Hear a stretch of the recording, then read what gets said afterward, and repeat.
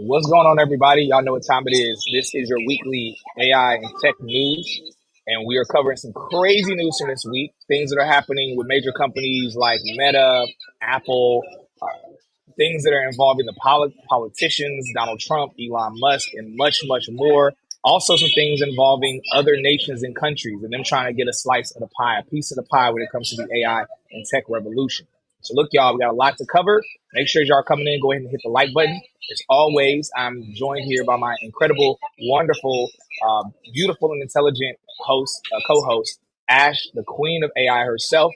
So, again, y'all, we got a lot to cover. Make sure as you come in, let us know if it's your first time here, where you're tuning in from, but most importantly, what it is that you do or want to do career-wise, whether it's tech related or not. And then also let us know the craziest piece of tech news that you've heard about, whether this week or just sometime recently. We would love to know. If it's interesting enough, then we might discuss it here during the stream.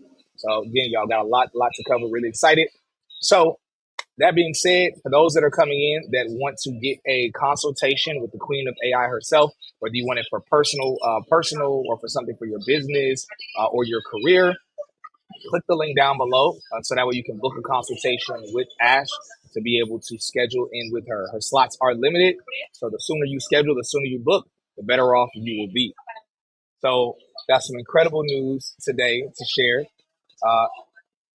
Ash, I'm excited about the news that you're going to have because usually you always surprise me with the news that you share.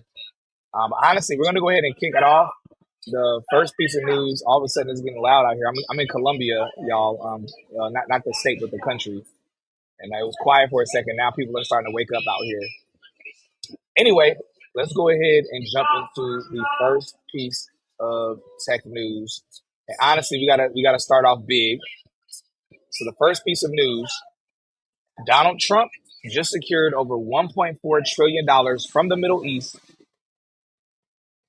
and it's all going to AI. This is literally, as soon as I started, it's like getting crazy. It was like super quiet at first.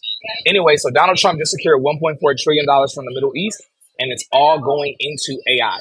So Donald Trump just left Saudi Arabia and the UAE, or United Emirates, Emirates, ah, United Arab Emirates.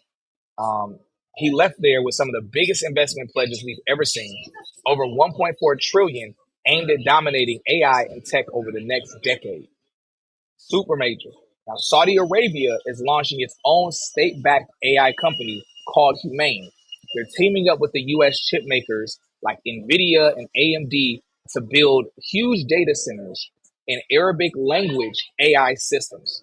Meanwhile, the UAE, where everybody knows Dubai is at, they're planning the largest AI campus outside of the US. And they're importing 500,000 AI chips a year, literally starting in a couple of months. Now, Donald Trump didn't go alone. He had some major heavy hitters with him.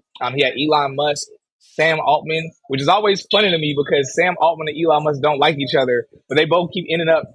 It's like seeing your ops at every function you go to, but it's like y'all gotta play buddy and cool, even though y'all are like going at odds against each other online. It's actually hilarious. But anyway, he brought Elon Musk, Sam Altman.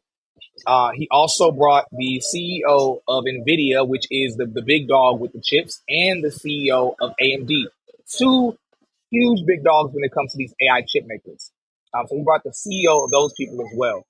Now, as amazing as this is, knowing that Trump didn't go alone, we realize this is more than just a political thing, which it is a political thing. We also realize what's happening with the tech industry and the shifts and moves that are being made. It's a full-blown AI alliance.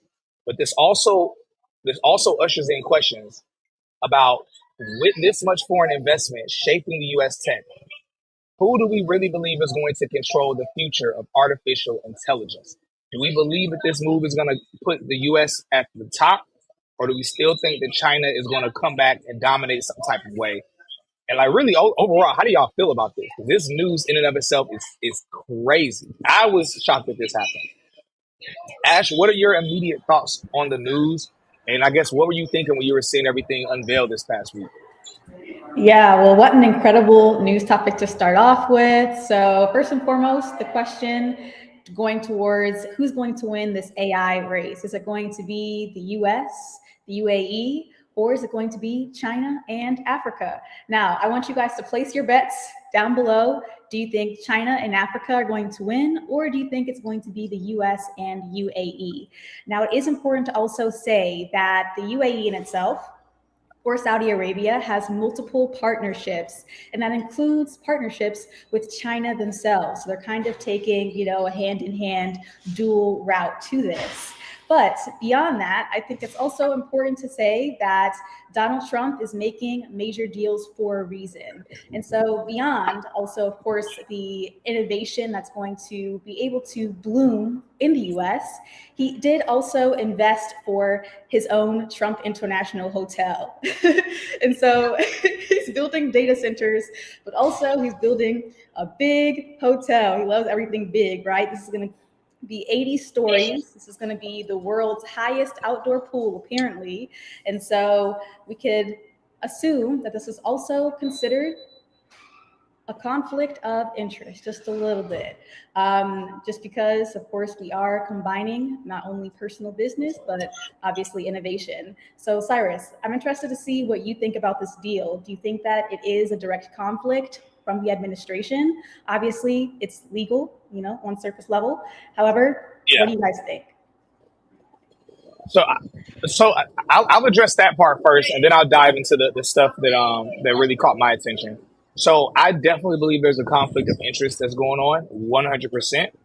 Um, I, for the most part, don't feel a way about it. The only time I feel like feel a way about there being a conflict of interest for a president basically kind of like getting some money or getting a personal deal out of something for their own business is if it conflicts with, if it in some type of way slows down the progress of America or Americans, or some type of way slights us. Because I'm gonna be real, if I'm doing some major deal for somebody, I want a little something on the side too for me on the back end, especially since the job of a president is and again, I'm not saying what he's doing is okay. I'm just saying that I'm okay with it because, as we know, most presidents, if you look at every president's net worth when they go into office versus when they come out of office, each president, at least in the past 20 years, at least each president, their net worth 10x's or more when they come out of office. And so we all know that they kind of realized the game because back in the past, no, I'm streaming. No, I'm sorry, y'all. I get really upset when people clearly see I'm doing something and they try to come and panhandle. That gets you so mad. Anyway, um, so it's really funny to me because for those that are tuning in, or obviously all of you are tuning in, I'm at a restaurant right now, and it's a relatively nice restaurant out here. And so people coming over trying to offer me like food, and it's like I'm at a restaurant.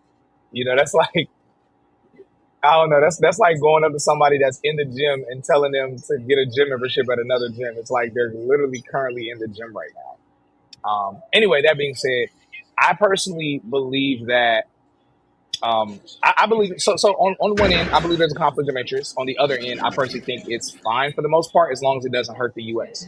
Now, the thing that really, really shocks me about everything that's happening is honestly, this one piece of news involves so many factors. Like you can talk about the factor of again Elon Musk and Sam Altman who don't like each other, them literally being in room after room with each other while they're in like a Twitter war against each other, and they also are in like different legal battles with each other. So I mean, you want to talk about having to be around your ops and like literally be in the like in close proximity? That's like pretty crazy. That's pretty heavy. So that's one thing. The other piece of news we could talk about, and I think a lot of people are missing this, is that we are seeing a changing of the guards. And what I mean by that is all of my life, all of our lives, we have always heard that oil runs the world. Everyone said like, oh, the oil money in the Middle East, the oil money in the Middle East.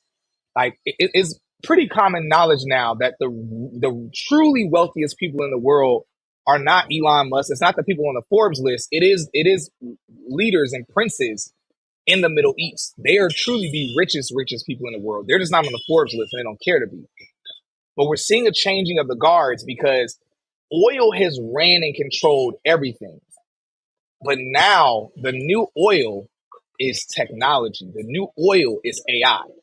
And that is why Dubai, Saudi Arabia, these nations that are making trillions of dollars and more, like they're killing it with oil, they themselves, the reason why they're doing this investment, they're investing all this money into the US, is because they realize they can't fall behind with the AI race. Now, mind you, anybody who's been to Dubai, let me know in the chat if you've been to Dubai or you've been to Saudi Arabia, you've been to any of those nations out there. Those places are so technologically advanced. Like I, they're the most technologically advanced places I've ever been to in my life. Now, I'm sure China and Japan probably can kind of go bar for bar when it comes to technology, but these nations look very techy, but they don't really have their own technology. And so now we see that literally these nations are telling us, hey, technology is now and it's the future. So they're trying to get a piece of the pie. So that's another discussion we could have that blew my mind. Is like, yo, we see literally what's happening. The other discussion that could be had is, and I don't want to go too deep into this because this is where we start to creep out of conversation of tech, but the fact that Trump, the current administration, they are exiting their relationship with Israel to get a new relationship with Israel's enemies, which is the Middle East. And so the Saudi Arabia, for those that don't know, Saudi Arabia doesn't even recognize Israel as a nation. Now, again, y'all, I'm not here to take sides when it comes to all of that conflict, but we clearly see, and for those that don't know, this is the first time probably ever in history that a Republican president has been turning away from the Israeli, basically from Israel. And so Israel is upset. Now, the reason why I bring this up isn't to just bring up beef within politics, but I bring this up to highlight a few things of what's happening. I believe this move and what the Trump administration is trying to do, I believe they are trying to, one, of course, they want the investment. They want the $1.4 trillion. I think that's something people want. Two, Trump wants some other stuff on the back end for his own businesses. But when it comes to America, I believe that what Trump is trying to do is trying to calm things down when it comes to BRICS. Y'all know Brazil, the UAE, Saudi Arabia, Africa, and others have been coming together to create their own currency as well as do other things.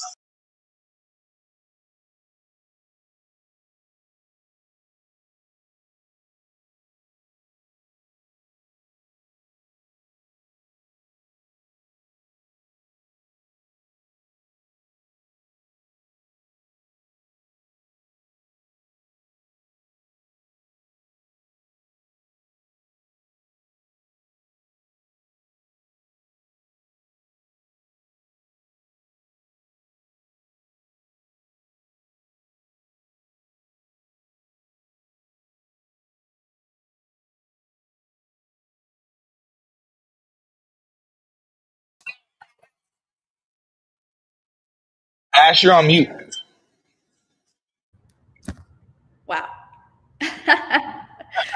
All right, all right. Well, I've been running it back, continuing the conversation about China and Africa. So I was highlighting this comment, which is great. So he says, China and Africa will definitely win because they can bring things to market faster and are way more innovative and diverse. So let's go ahead and unpack this. So the good news is that Africa has the youngest demographic by far of any nation. So this means that they're going to be young innovators building the future. But beyond that, they also have the most resources. So obviously, it's the most biodiverse region. So with the technology, of course, it's going to require materials to build on top of, and Africa has that. Now, they're combining two different superpowers, China and Africa. So we have the technology, we have the resources, and we also have the population. And so once all of those factors are combined, then I would have to agree with you, Stanley, and say that Africa will be the future powerhouse. But we do have to give props to Saudi Arabia and, of course, the United States, who are partnering. And so with this, we see that there's going to be major innovation, development, and growth as far as infrastructure goes. So since, several centuries, decades, Saudi Arabia, of course, has been able to majorly profit and thrive through oil commodities. And so, however, oil is a limited commodity. So, oil resources are not going to last forever. And so, this means that there is going to be an alternative of natural resources. So, not only are they building data centers, but they're also going to be leveraging the desert land. And so, Elon Musk, he has his Solar City company. And so, we're seeing how infrastructure is being leveraged in many different ways to be able to not only build, but power these massive technological advancements. And so, this is a great point, and I'm interested to see what Cyrus thinks. Who do you think is going to be at the forefront to win, Cyrus? Which side? I don't think China and Africa stand a chance. And the reason why I say that is because, and again, I could be completely wrong. I could be completely wrong. But the reason why I don't think they stand a chance now, before this deal with Saudi Arabia and the UAE, definitely, I would say that okay, China might even win. Um, but this deal, I think, completely changes things for a few reasons. China doesn't have nearly the money Saudi Arabia and the UAE combined have. China is very wealthy, but the wealthiest community in the world is the oil money. Like it's the oil money has been the wealthiest. That's why they don't care. If you notice, Saudi Arabia, Dubai, or UAE, we always focus on Dubai, but Dubai is, it's it's with a major city within the UAE. They haven't even cared to even like interact with the West because they're so successful. Like their money is something different. Again, let me know in the chat anyone who's ever been to the Middle East. It's not how they try to portray it online and on social media or in the news. Like where they try to make it seem like they're just these poor people. They have money. Actually, the Dubai alone has the highest concentration of billionaires in the world. So just to put that into perspective, Elon Musk himself has said when everyone's like, "Oh, you're the richest man in the world," he kind of laughs and he's like, no, you don't know about them guys out there in the Middle East." He's also mentioned, Putin, other people as well. And so money wise, China's a big dog, but money wise, they don't have the money that Saudi Arabia and the Middle East has. The other factor is that when we talk about Africa, as much as I love Africa, I want the most for Africa. The thing that's been holding Africa back, despite many nations taking from Africa, the other piece is most of the leadership in Africa. And of course, we don't want to talk about Africa like it's a nation. It's obviously an entire continent. Nevertheless, many of the most promising nations in Africa, it's no secret. Their leadership has been very corrupt, and their leadership has been corrupted as well. Again, this is a deeper conversation. But I believe Africa and China together definitely pose a threat, but no one has as much money as Saudi Arabia and the UAE, and their technology is impressive. Their work ethic is mind blowing. Their leadership empowers their people to become wealthy. That's why so many rich people are moving to Dubai and moving to the Middle East. A lot of people are leaving New York. London is losing all of its millionaires to the Middle East. If y'all look this up, like there's literally a huge exodus of wealthy people that have been leaving London. They've been leaving Europe to move to the Middle East because there's so much promise for business owners. So that's why I don't think China and Africa together really stand a chance. But again, I could be wrong. There could be other factors that I'm missing out on everything. Yeah, I agree, Ikichi. China has the skilled human resources. Africa has the raw materials. That's a great point. But I think that we could be missing out on the skills that are in the Middle East. They're not just. I think sometimes in America we think the only reason they're rich is because they have oil. We don't think that they're industrious. We don't think they're geniuses. Those people are geniuses out there. Y'all know the Middle Eastern people, Arab people. They're the ones that came up with algebra and all types of mathematics. They are highly advanced people. again, I encourage anyone who's here in the chat to go to those places. You will see their technology. I went to I had to go to jail when I was in Dubai. I didn't get arrested. I went to jail because someone who was from America did something to me, and so I had to go.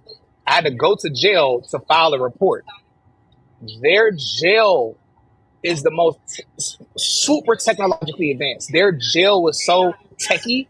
I had to record a video because I was blown away. Like I can't even begin to describe all the technology that was in their jail. And so it's incredibly sí, carne, no pollo, no pollo, okay, está bien, gracias.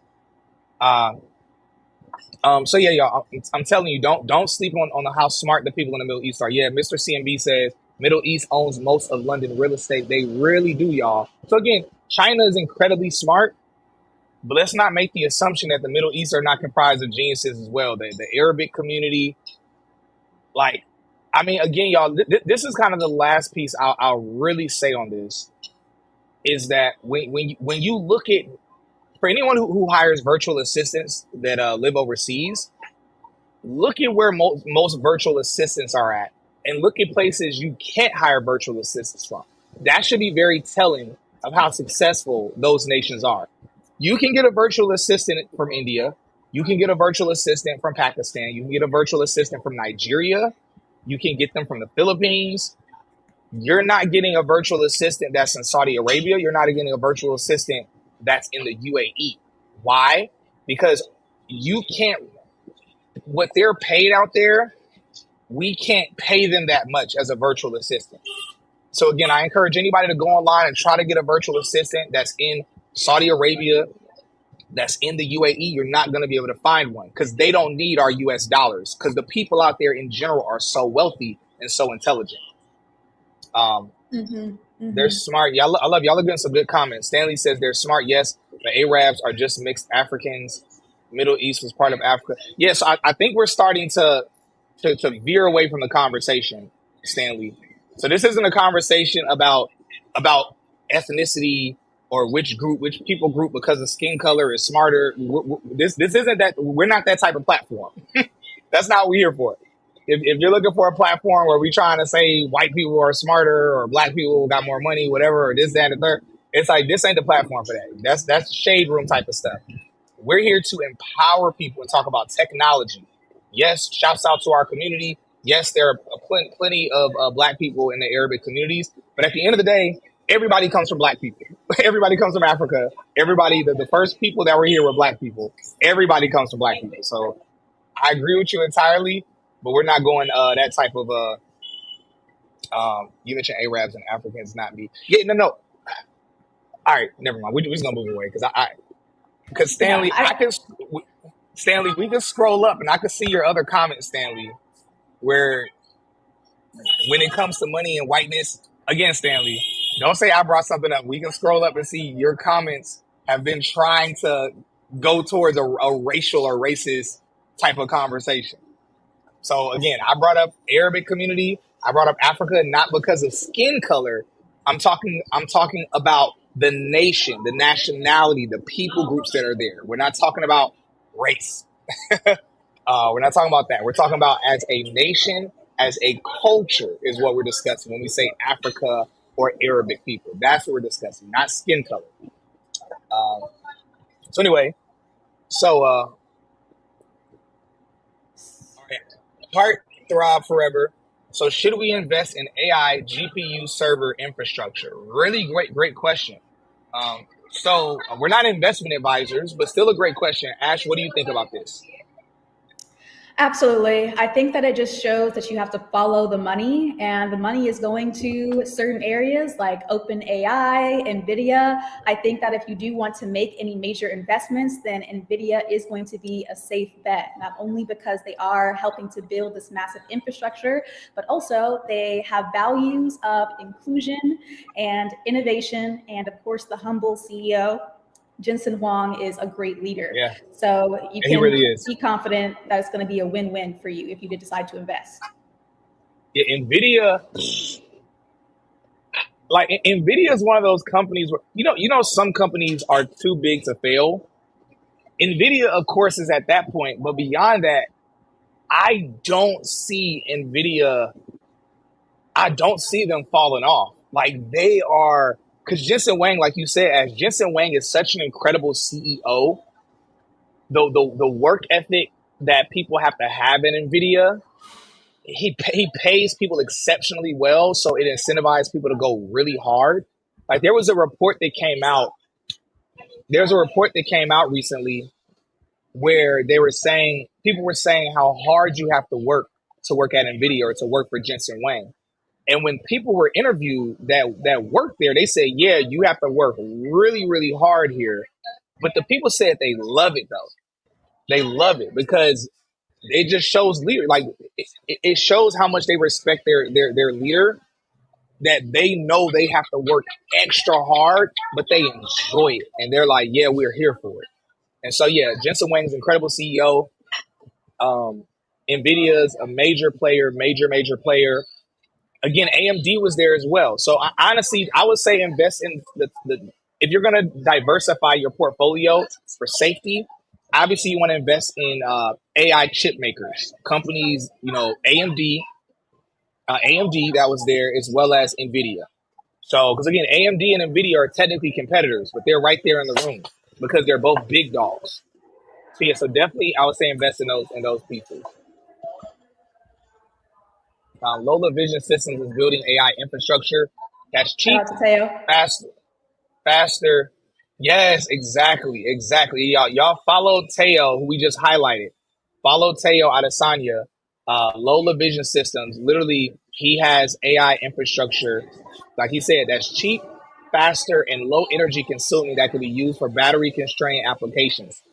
Literally, y'all. And again, for those of us that are really big into, I'm gonna be real. I'm not a real big fan of saying like support black business because to me that sounds like a very cheapening thing. But for those that are looking for diversity, that's killing it and crushing it, and you want to be able to put your dollars there, definitely check out Teo Adesanya and what he's doing with Lola Vision Systems. He was a guest on the Texas Be Black podcast before, a guest we were honored to have. So definitely check him out, follow him, connect with him on LinkedIn, and keep up with all the moves that he's making. So, so yeah, Teo, I believe. Correct me if I'm wrong, Teo. I believe you are. I don't remember if you're Nigerian or what part of Africa you and your family are from. But either way, Teo's killing it. Former NBA athlete as well. A lot of people don't know that about him. I mean, you'll know that if you saw him in person. You saw how tall he is. But no, just a real brilliant dude. Brilliant dude. Yeah. See, Teo said merit based only, no DEI. Exactly. Look, I support DEI in a sense, but not from the sense that it's like we just trying to help the black man. It's like no, he's doing stuff on an amazing level, amazing level. So so yeah, so Yes. Nigerian American. Okay, I was correct. All right, good stuff. Love to see you here, Teo. All right, good stuff, y'all. So Ash, we'll go ahead and pass it over to the next piece of news that you have. I guess last piece I'll say, we talk about investing. Just look at who was there in the room. Who was there with Donald Trump? And honestly, that should show you who you should invest some of your money into. Because again, this pledge from the UAE, this $1.4 trillion, a huge portion of it is going into the people that were there in their companies. So Nvidia, AMD, Elon Musk was there. We know Tesla, despite all the stuff happening with the cars, the Tesla bots are going ham right now. We're gonna talk about that a little bit later. Sam Altman, we know OpenAI, even though OpenAI is not the best, it's not the best generative AI that's out there. It still is the face of the AI space, the AI industry. It is what it is. So it's going to continue to boom and explode. Um, and so, yeah, look at the players that were there. I heard someone say also look at who wasn't there. Shouts out to the guys that Earn Your Leisure. I saw them highlight that Tim Cook wasn't there. They highlighted that Mark Zuckerberg wasn't there. But to me, that's not a sign. That's not a sign to me that those companies aren't going to continue. Because come on, we're talking Meta and Apple.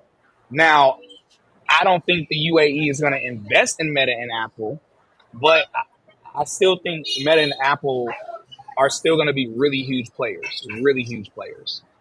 Um, anyway, Ash, I'm ready for the next piece of news that you have. All right. I do want to shout out some previous comments though, because I feel like we need to discuss them.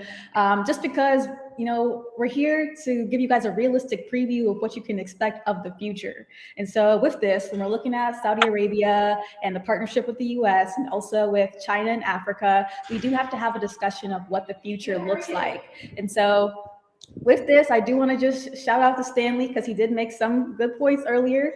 We were speaking on the conflict of interest. Now, when we speak of, the conflict of interest specifically with the POTUS, of course, the emolument clause is valid. So that specifically prohibits federal officials from receiving gifts or benefits from foreign states without congressional consent. Obviously, he's walking on a fine line, but we also want to have a vision of the future and what this looks like as far as human rights violations. So we're a democratic nation. We want to be able to sustain that and maintain it. So we do know that in Saudi Arabia, they are making several different deals, as we already heard of, with OpenAI, NVIDIA, Tesla, etc. However, there are also going to be significant advancements with healthcare. And so what they're essentially doing is being able to not only integrate those chips inside your brain with Elon Musk's Neuralink, so we can expect the advancements to accelerate to a point where the US and Saudi Arabia is going to rapidly advance. And so the bottom line is, we know that Trump loves to make deals, and I would say that I'm impressed by the deal that he has made thus far. So you guys start to think about who exactly is going to be the winner in this particular race. So, however, let's go ahead and get into the next phase of news. So, so it's actually still loading on my end. So I'm on while it loads. Actually, it's pulled up now. Just give me a second, you guys. All right. Okay. So Canada has appointed its first ever AI minister. So they're leading the way with the AI and the artificially intelligent digital innovation leader. So his name is Evan Solomon. He is a former journalist, and he is the first ever Minister of Artificial Intelligence and Digital Innovation. That's his official title. And so this move essentially is going to highlight Canada's commitment to shaping AI policy and, of course, fostering digital innovation. What it is doing is signaling an increase across government involvement and AI development, and also, of course, regulation. So there's going to be massive potential for so many different new policies and also funding opportunities in the AI sector. So you guys, out here, we all know that there are many massive layoffs. Microsoft, for example, is one of many organizations who are laying off massive thousands of individuals and teams. So we can look ahead and also see what the US is doing to be able to counteract the AI era. So we see that Canada is now jumping onto the AI team. However, we also want to see what is the US doing. So I did do some research, and I found out that the United States government, the Trump administration, is making a great move by requiring that chief artificial intelligence officers, also known as the CAIO, is going to be mandatory for various federal agencies. So if you look online for chief AI officer, you're going to find that UCLA is hiring. A lot of universities are going to be searching for this particular role. But there's a massive demand for this high-level position. Even myself, I'm like, you know what? Let's look into this AI chief AI officer position because it's in major high demand. So I want to pass off the question to Cyrus and say, what do you think about this development? And also, you guys in the chat, this is next level, requiring at a high level chief AI officers. Do you think that it's constructive? What is the impact do you think this is going to have on our economy and also the workplace? This is incredible. I think, I honestly think this is a clear sign. If you're a person who wants to become an executive at a company, man, and you don't feel like doing 4 years of college, or you don't feel like, whatever, this was a huge opportunity to skip ahead. I personally believe this is an opportunity for people to like really grind out studying AI.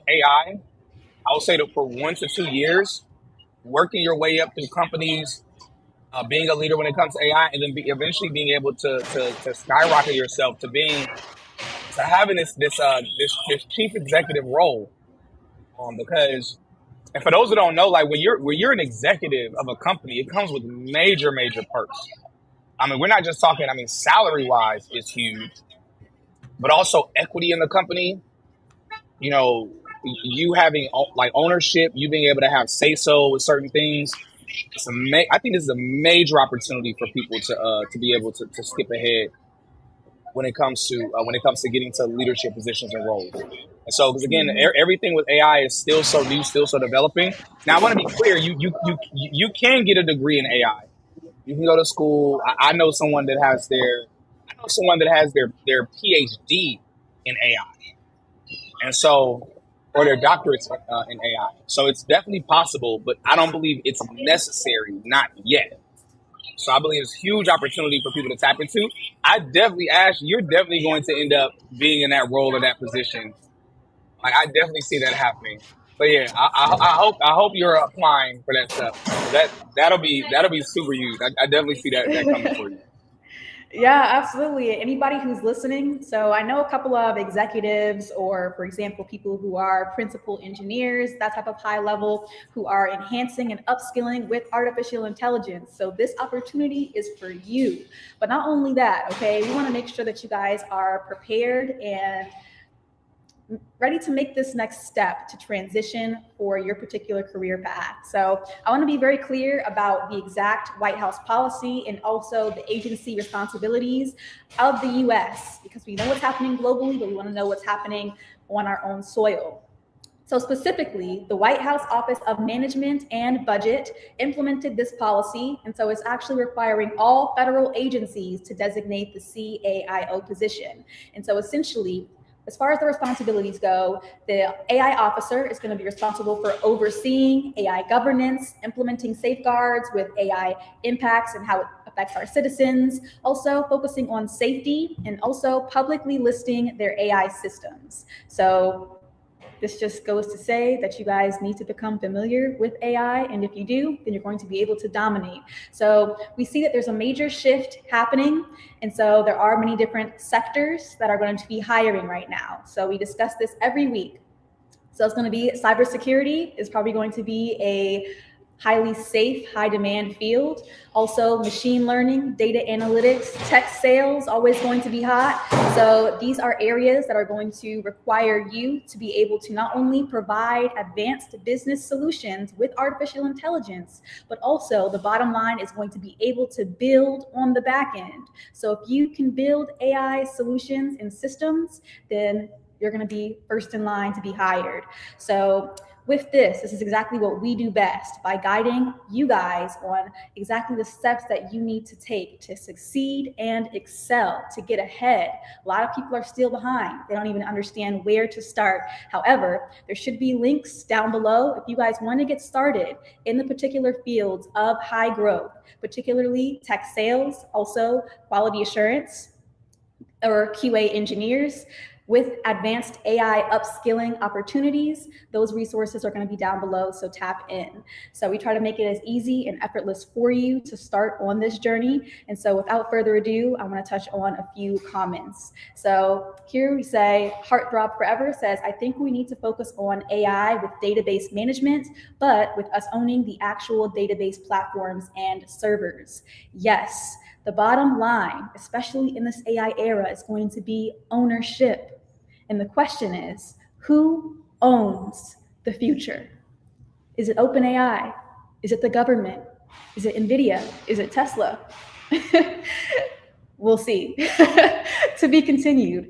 But this is why we're here, to have these conversations so that you guys can look ahead, because what's going to give you the massive competitive advantage is the ability to be able to predict and look ahead. So we're seeing all of the news that's happening, and then we're going to be able to pivot accordingly. So thanks you guys for listening in on this particular area of news. I also want to bridge not only from Canada, but also to India. So let's talk about what India is doing. So India has also launched an AI Safety Institute. And so I want to highlight AI safety. So we're focusing on making sure that these controls and regulations are in place. So essentially, this is the bottom line.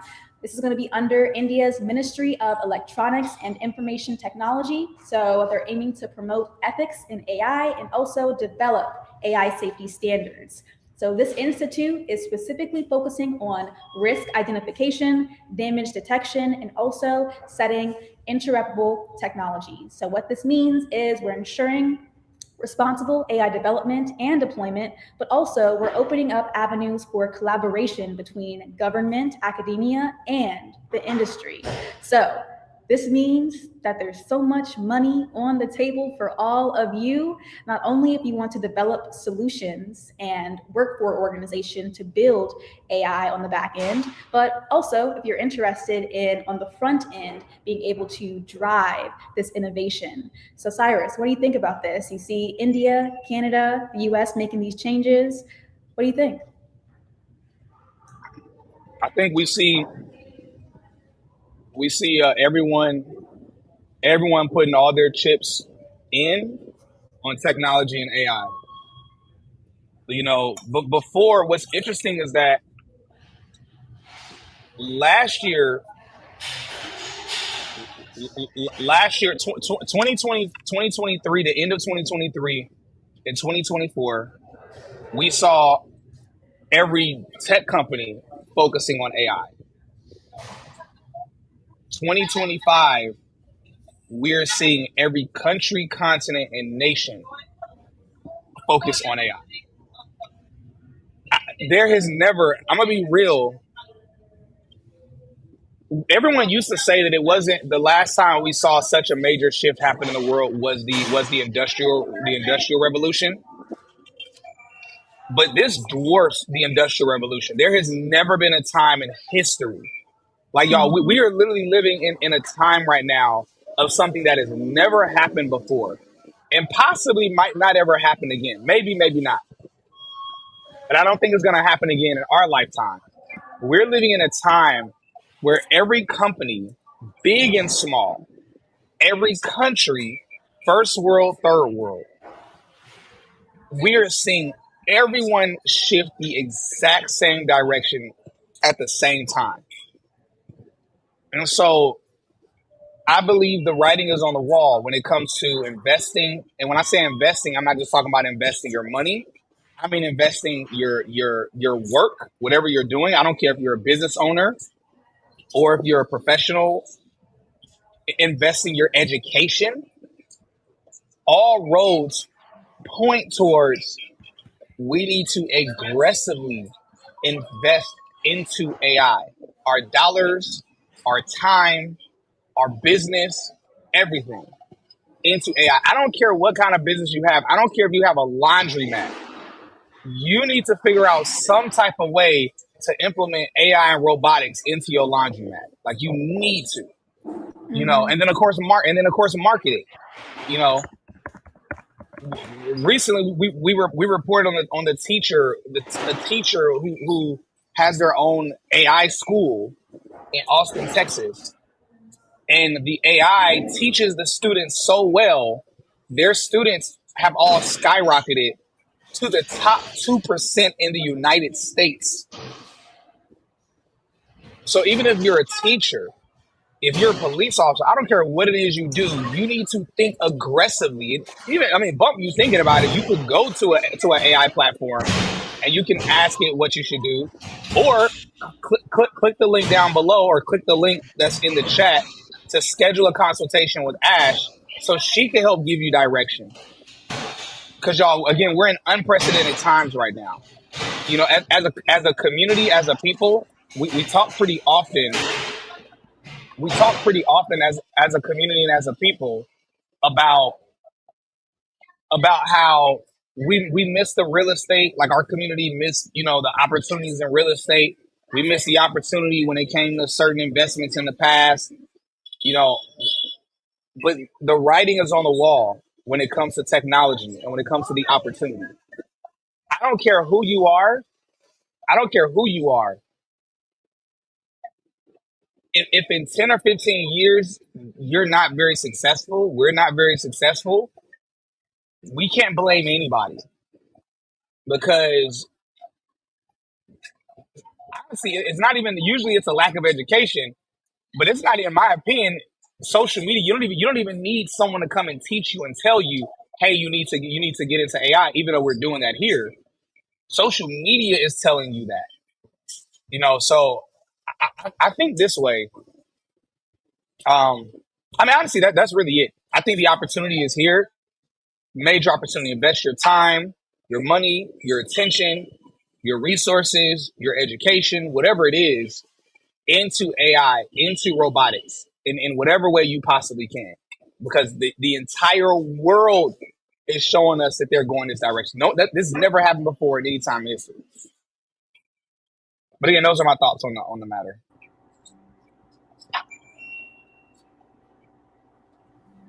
So shout out to Tack Williams. I've actually been looking into this. So he says, yes, when it comes to AI, vector databases are numerical representations relative to weights and biases in the neural networks of AI knowledge about traditional databases won't cut it. So definitely a great point as far as the exact systems that we're using to manage and operate these AGI computational database facilities. So always says that, good afternoon, everyone. I'm a little salty, so I just forgot my lunch invite again. Well, I hope that you guys are enjoying this amazing Saturday, and we're hoping to bring you guys massive amounts of value. And so with this, we'll shout out to Heartthrob Forever, says, elaborate as to why database knowledge won't cut it. Yeah, I'm interested to see exactly what you're thinking about this as well, Tag. So definitely feel free to dive into that. So before we move on to any particular news, I'll pass it back over to Cyrus for the next news topic.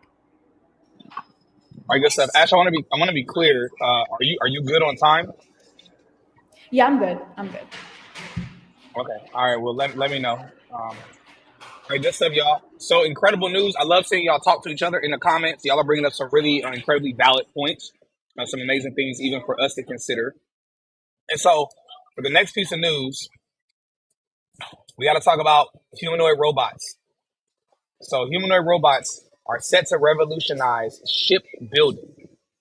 So listen, a Houston-based startup called Persona AI just secured a $27 million pre-seed funding. I want to say that again. $27 million pre-seed funding. They got a pre-seed funding round to accelerate the development of their humanoid robots designed for complex industrial tasks. Their collaboration with HD, Honda, and Basel Company aims to deploy these robots. Plans to deploy these robots in shipyards, specifically targeting high precision welding tasks.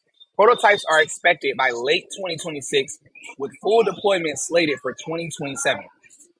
Now, listen, these robots are not just about automation, they are about enhancing safety and addressing labor shortages in hazardous environments.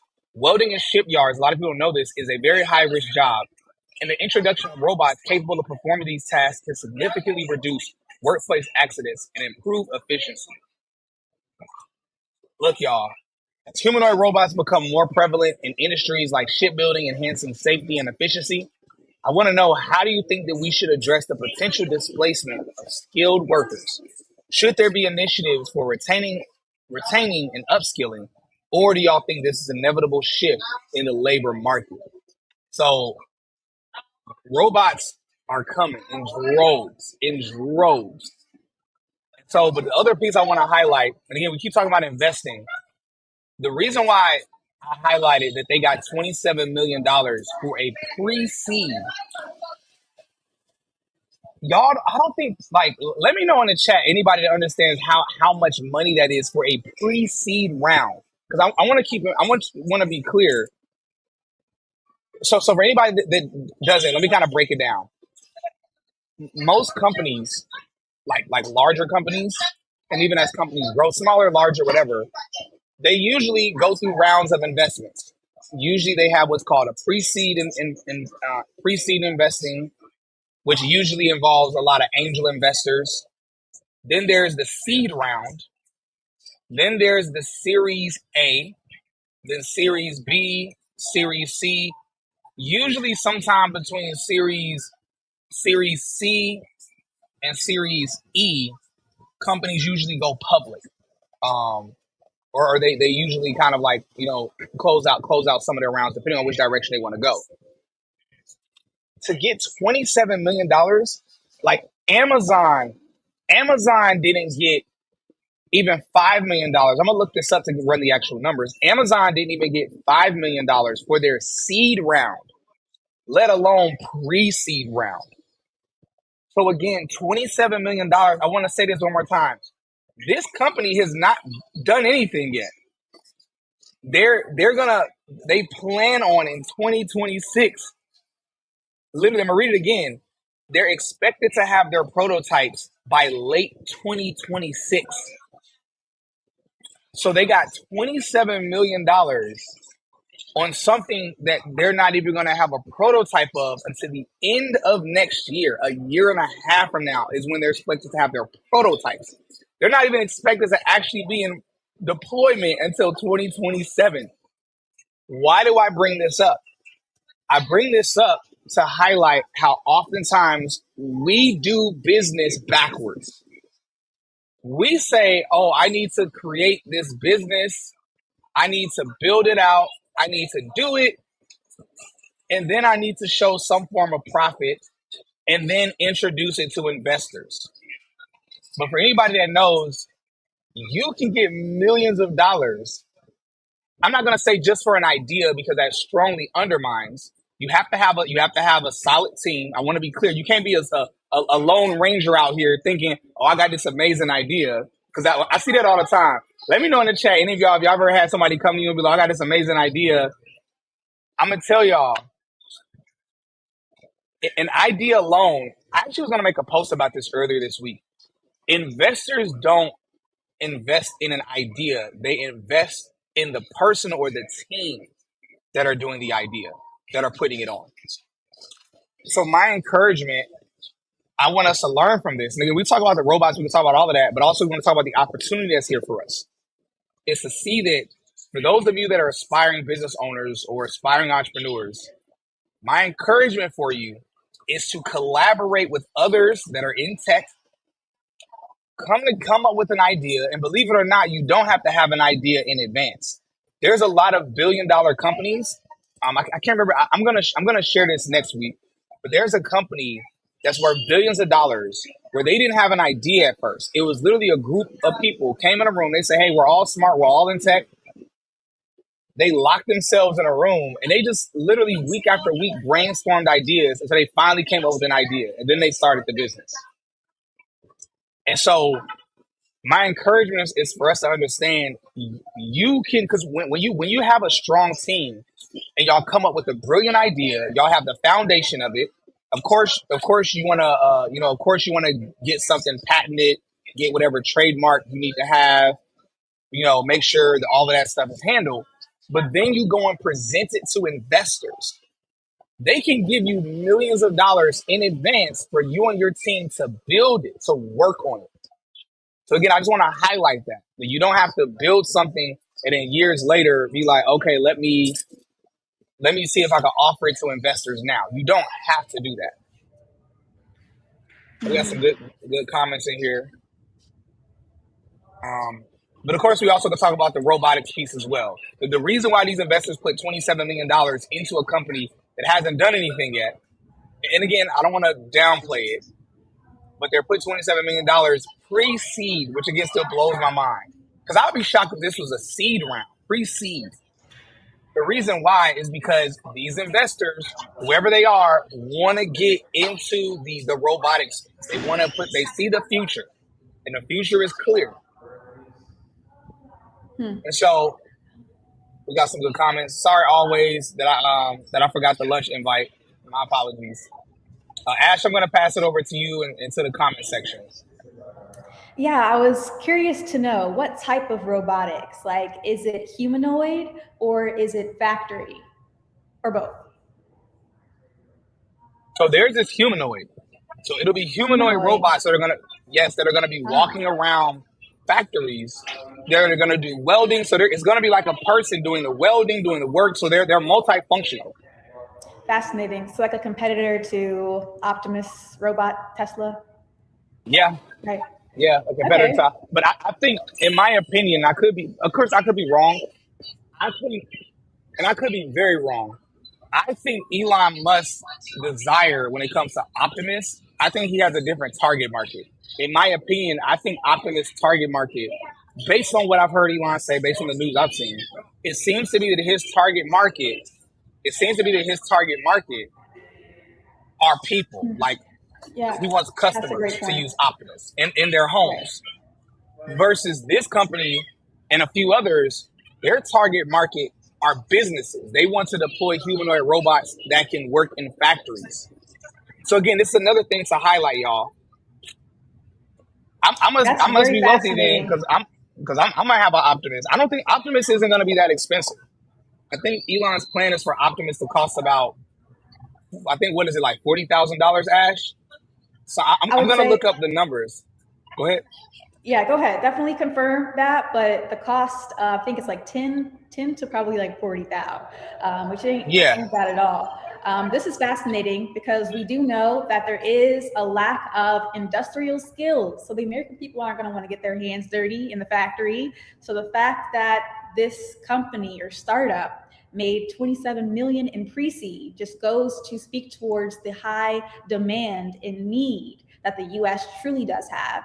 However, it also breeds the question to say how efficient or productive truly is this? Because China already has what they call blackout factories. So this means that there's no people and 24/7 these factories are operating by themselves. So, with the context of whether or not we're having humanoid robots to walk around and help us, the applicable business case, for example, for Tesla, like Cyrus said earlier, it's great for Optimus to be able to replace, let's say, your nanny, babysitter, your maid, for example, or to even like a bodyguard to be with you 24/7.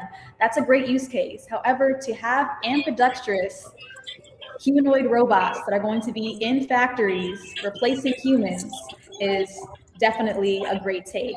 But the fact that it's going to be so delayed, the fact that they say by 2027 is insane. Ain't nobody got time to wait for 2027, but they do have $27 million to work on the back end. This just means that while we're trying to get ahead, that other countries are already rapidly accelerating beyond what the US is currently capable of as far as infrastructure goes. So the infrastructure itself is going to be a massive opportunity for wealth generation. So this means that if you have skills to be able to build these data centers, if you have skills to be able to manage the teams, manage AI systems, then you're going to be in your bag and you're going to be safe. The whole goal is to be able to future proof your role. We're not here to waste time and say, okay, you're going to have to get into a path where it's going to be obsolete in the next couple of years. We want to make sure that you are solidifying opportunities so that you're able to constantly evolve. And not only that, we're not just talking about making pennies or for UBI, we're talking thriving in several hundreds of thousands of dollars. So just like Cyrus said, there's the opportunity for startup funding so that they proved that you can get $27 million by just the idea of proving exactly the value, of course, with your pitch deck and speaking to different venture capitalists. However, it is going to be a major path forward to say that it's going to be easy to determine where you need to go. All you need to do is follow the money. We know where the money's going. And with this chat, we're able to pinpoint exactly where you guys need to go and what you need to do to get ahead. So this is a perfect transition point to the next piece of news, just really briefly. oh, So I do go want to ahead. clarify. It's saying that it's projected that they're going to cost between $20,000 to $30,000. So yeah, so you don't have to be. You're not going to have to be wealthy to have a robot. Now, mind you, there's going to be levels to it. There's going to be the Honda of robots, and then there's going to be the Bugatti of robots. So, Right. and let me not say Honda because Hondas are really nice cars. But y'all get the picture that I'm painting. They're gonna be the cheaper versions, and there's gonna be the really expensive luxury versions.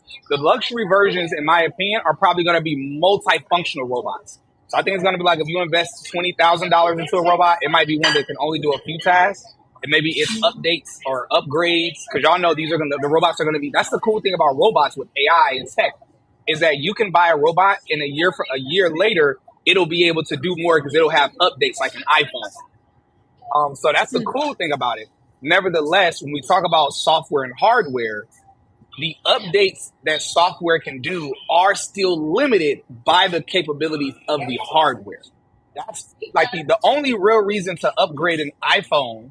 That's why it's kind of stupid to upgrade your iPhone every single year because the software updates, even if you have an iPhone that's 3 or 4 years old, it still can get relatively the same type of software updates until eventually you have to change the hardware to be able to be able to utilize the new upgraded software to the best of its ability.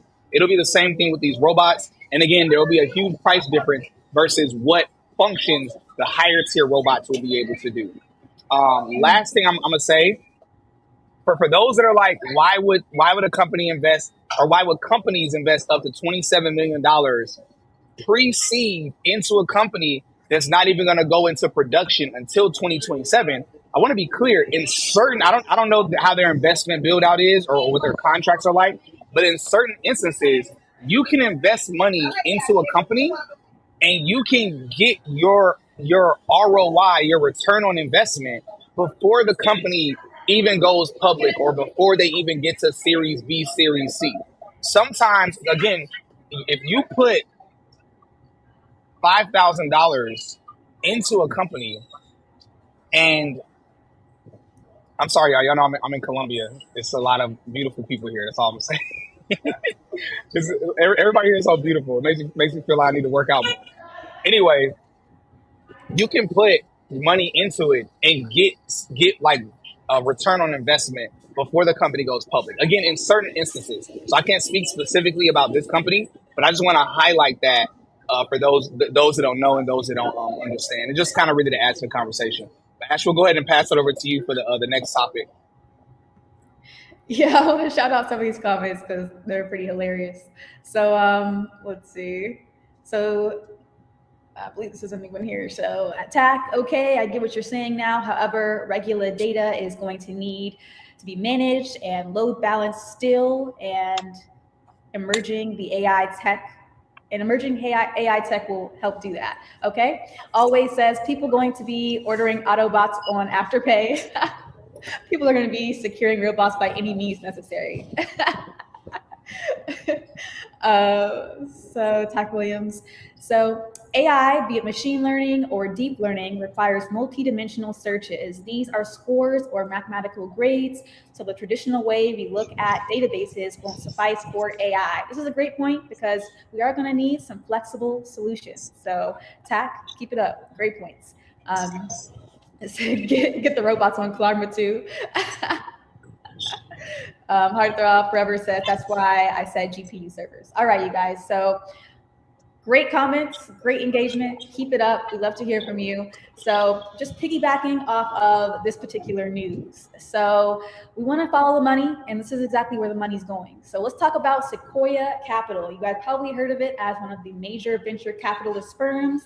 They are recently declaring that AI is the biggest possible opportunity, bigger than any previous tech wave. And so they're emphasizing its transformative potential. So specifically, they're identifying AI agents as the next generation of significant technology. And so they're seeing strong product market fit with AI applications, particularly in coding. So they're making it easy for everyone to say, okay, as venture capitalists, as investors, this is what we're investing in. This is what we're valuing in the AI era. And so AI autonomous agents are going to be it. So with this, as far as the business implications, we can see that there's going to be increased investments in startups that are going to be aligning with different applications and specifically coding. There's many different types of coding, and there's even vibe coding these days. And let me know if you guys have heard about vibe coding or tried it out. But it's easier than ever. And so what this means is we're going to be able to, of course, look forward to acceleration with AI integration across all different industries. So you guys, things are changing. We have doctors, lawyers, engineers, all being replaced by artificial intelligence systems. In the future, they're going to be robots, but for now, they're just AI LLM systems, which are a little bit limited. What this means is that they can continue to be built on the back end to become better. So different AI technological proficiencies that you will need to be familiar with include cloud computing technologies, cybersecurity, machine learning, also of course the programming languages. I also say that Python is number one to be able to actually build systems. However, of course, SQL, we'll discuss, you all know them, Java, C++, et cetera, et cetera. So my question to you guys is, as far as how we see where the money is moving, it's all in artificial intelligence. Cyrus, what do you think about Sequoia Capital making this move and saying, okay, artificial intelligence is where the money is at? I'm sure you would agree, but as far as the venture capitalist firm goes, what do you think? Isn't Sequoia? I'm curious. I should have looked this up while you were talking. Isn't Sequoia? Aren't they the ones that fumbled all the tech people's money in California? Um, Uh, Let me see. Who was the bank? Who the bank that fumbled everyone's money? I think it was. What was that? I think that was in 2023.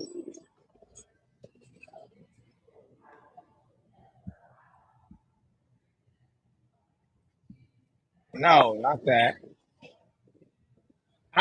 I'll look it up momentarily. But somebody let me know in the chat. I'm sure one of y'all know. Chat, if y'all could let me know what was the bank? It was the bank that basically they fumbled all the tech people's money. Like I believe the U.S. had to bail them out recently. I'm pretty sure. I thought it was Sequoia, but obviously we're talking about an investment group. Maybe the bank, maybe maybe Sequoia has like an investment side as well as the banking side, which wouldn't shock me at all.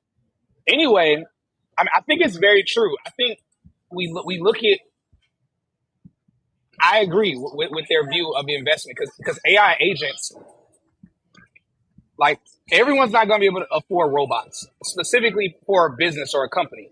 Like, again, we talk about, yeah, we'll all be able to afford a robot, whether we talking like a little cheap robot or we talking something that's like a Bugatti type of robot. We'll all be able to have our own robot. But if you have a company, or let me not say company, let's say business. You have a business and you have 20, even 20, 30 employees, you're probably not going to be able to afford 20 or 30 different $100,000 robots. That's a huge loan you're gonna have to take out. That'll take a while to pay back. So you're probably not gonna be able to afford those robots. But AI agents, especially the price points that we're seeing, certain AI agents will probably cost as low as about $50. Some will probably be as high as about $10,000 a month, depending on all the functionality of what they can do. Thank you. I was way off. I don't know why I said Sequoia. I was way off. It was SVB, Silicon Valley Bank is the bank that fumbled everything. I was completely off. Sequoia. Why? I've been hearing a lot about Sequoia, and I think that's why, because the name Sequoia Capital was like in my head for some reason. Um, I know Sequoia Capital is a big investor into like some major players in the industry. That's why I've been hearing about them a lot. But anyway, that being said, yeah, AI agents is the wave. It's the future. I think between, I don't believe AI is going to replace people. We all know that those who are using AI are who are going to replace people. But I believe the AI that will replace people are AI agents. Like, AI agents are definitely going to replace a lot of people in a lot of jobs. Uh, and I mean, simply put, that's just what it is.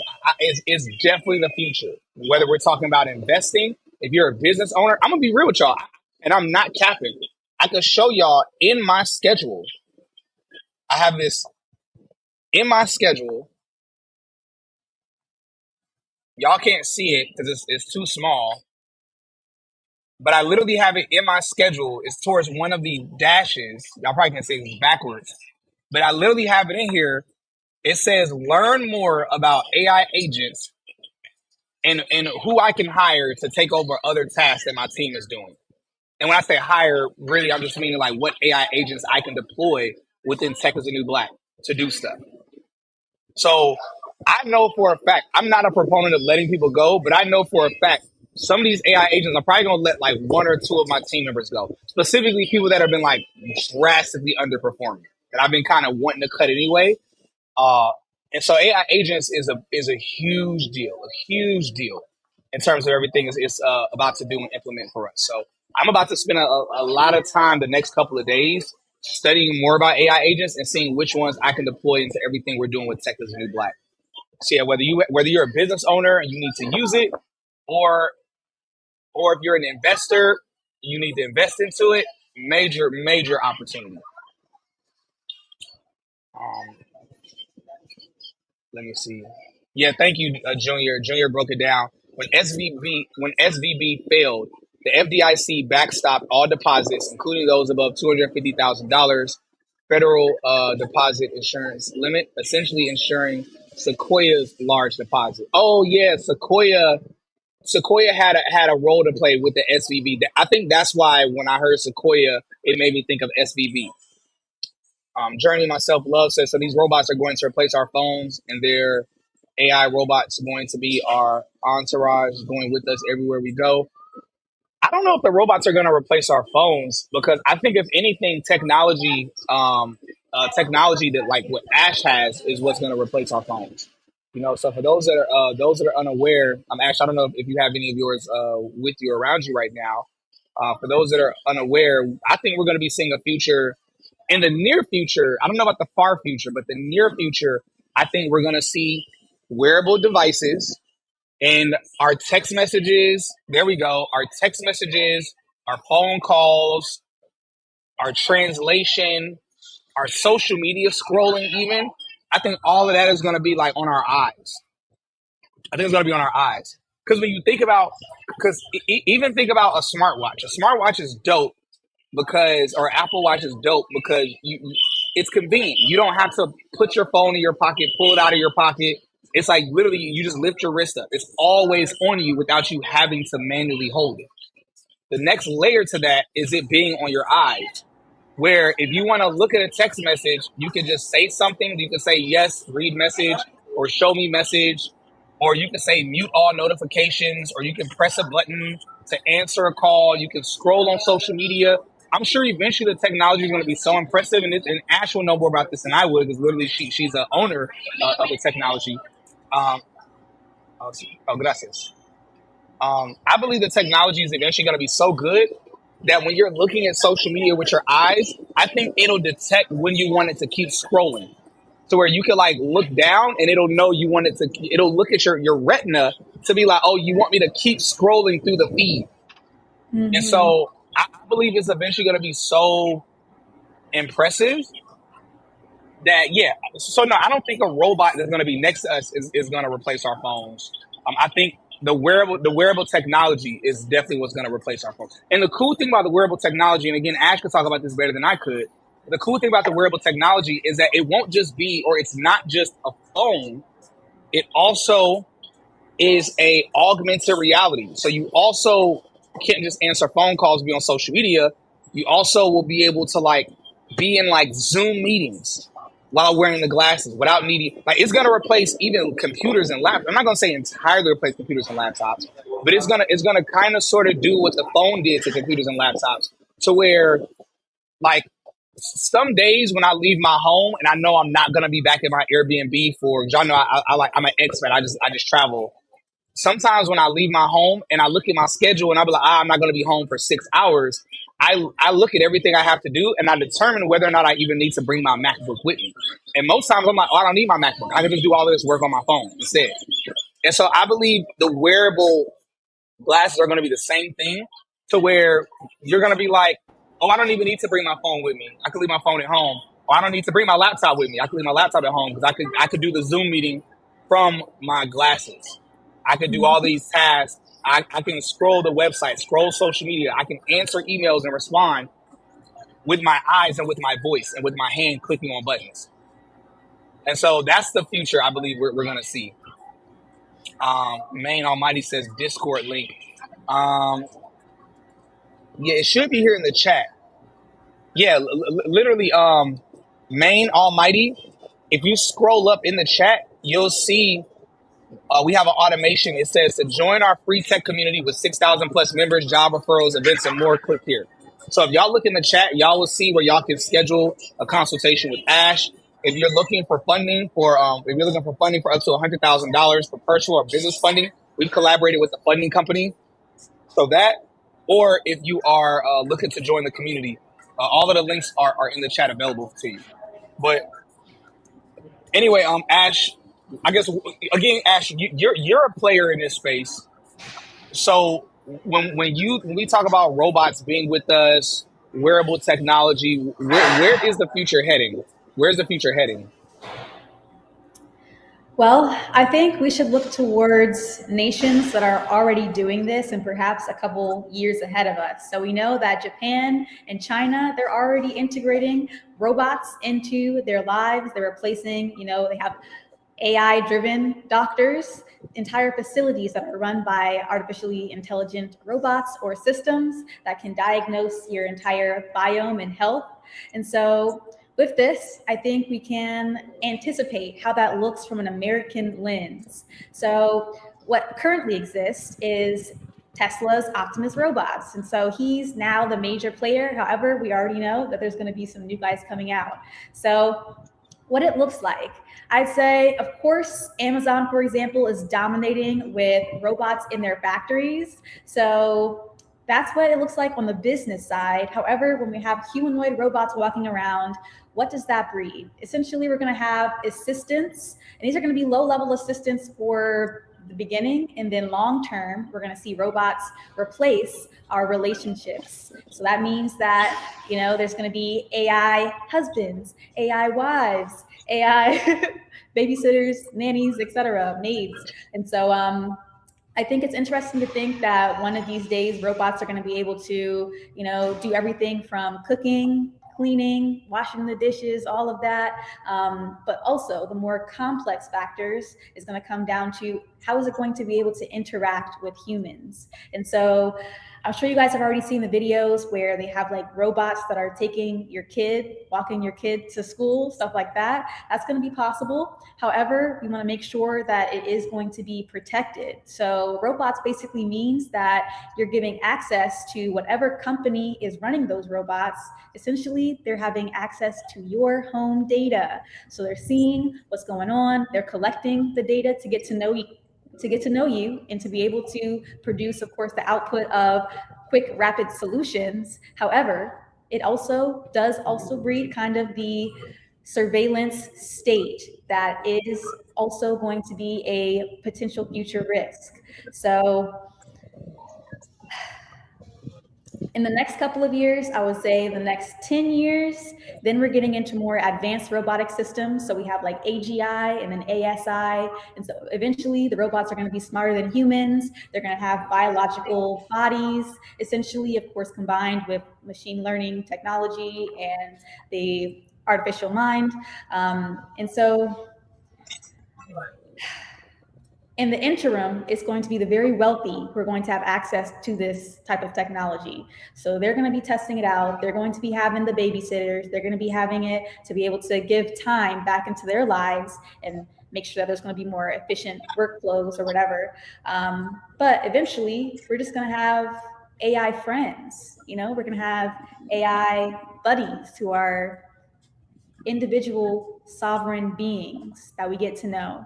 And so AI entities is going to be the future. So we can see in the next 10 years, I would say there's going to be a robot sitting on the government stage saying, look, we demand rights for this in that. So most definitely an interesting future.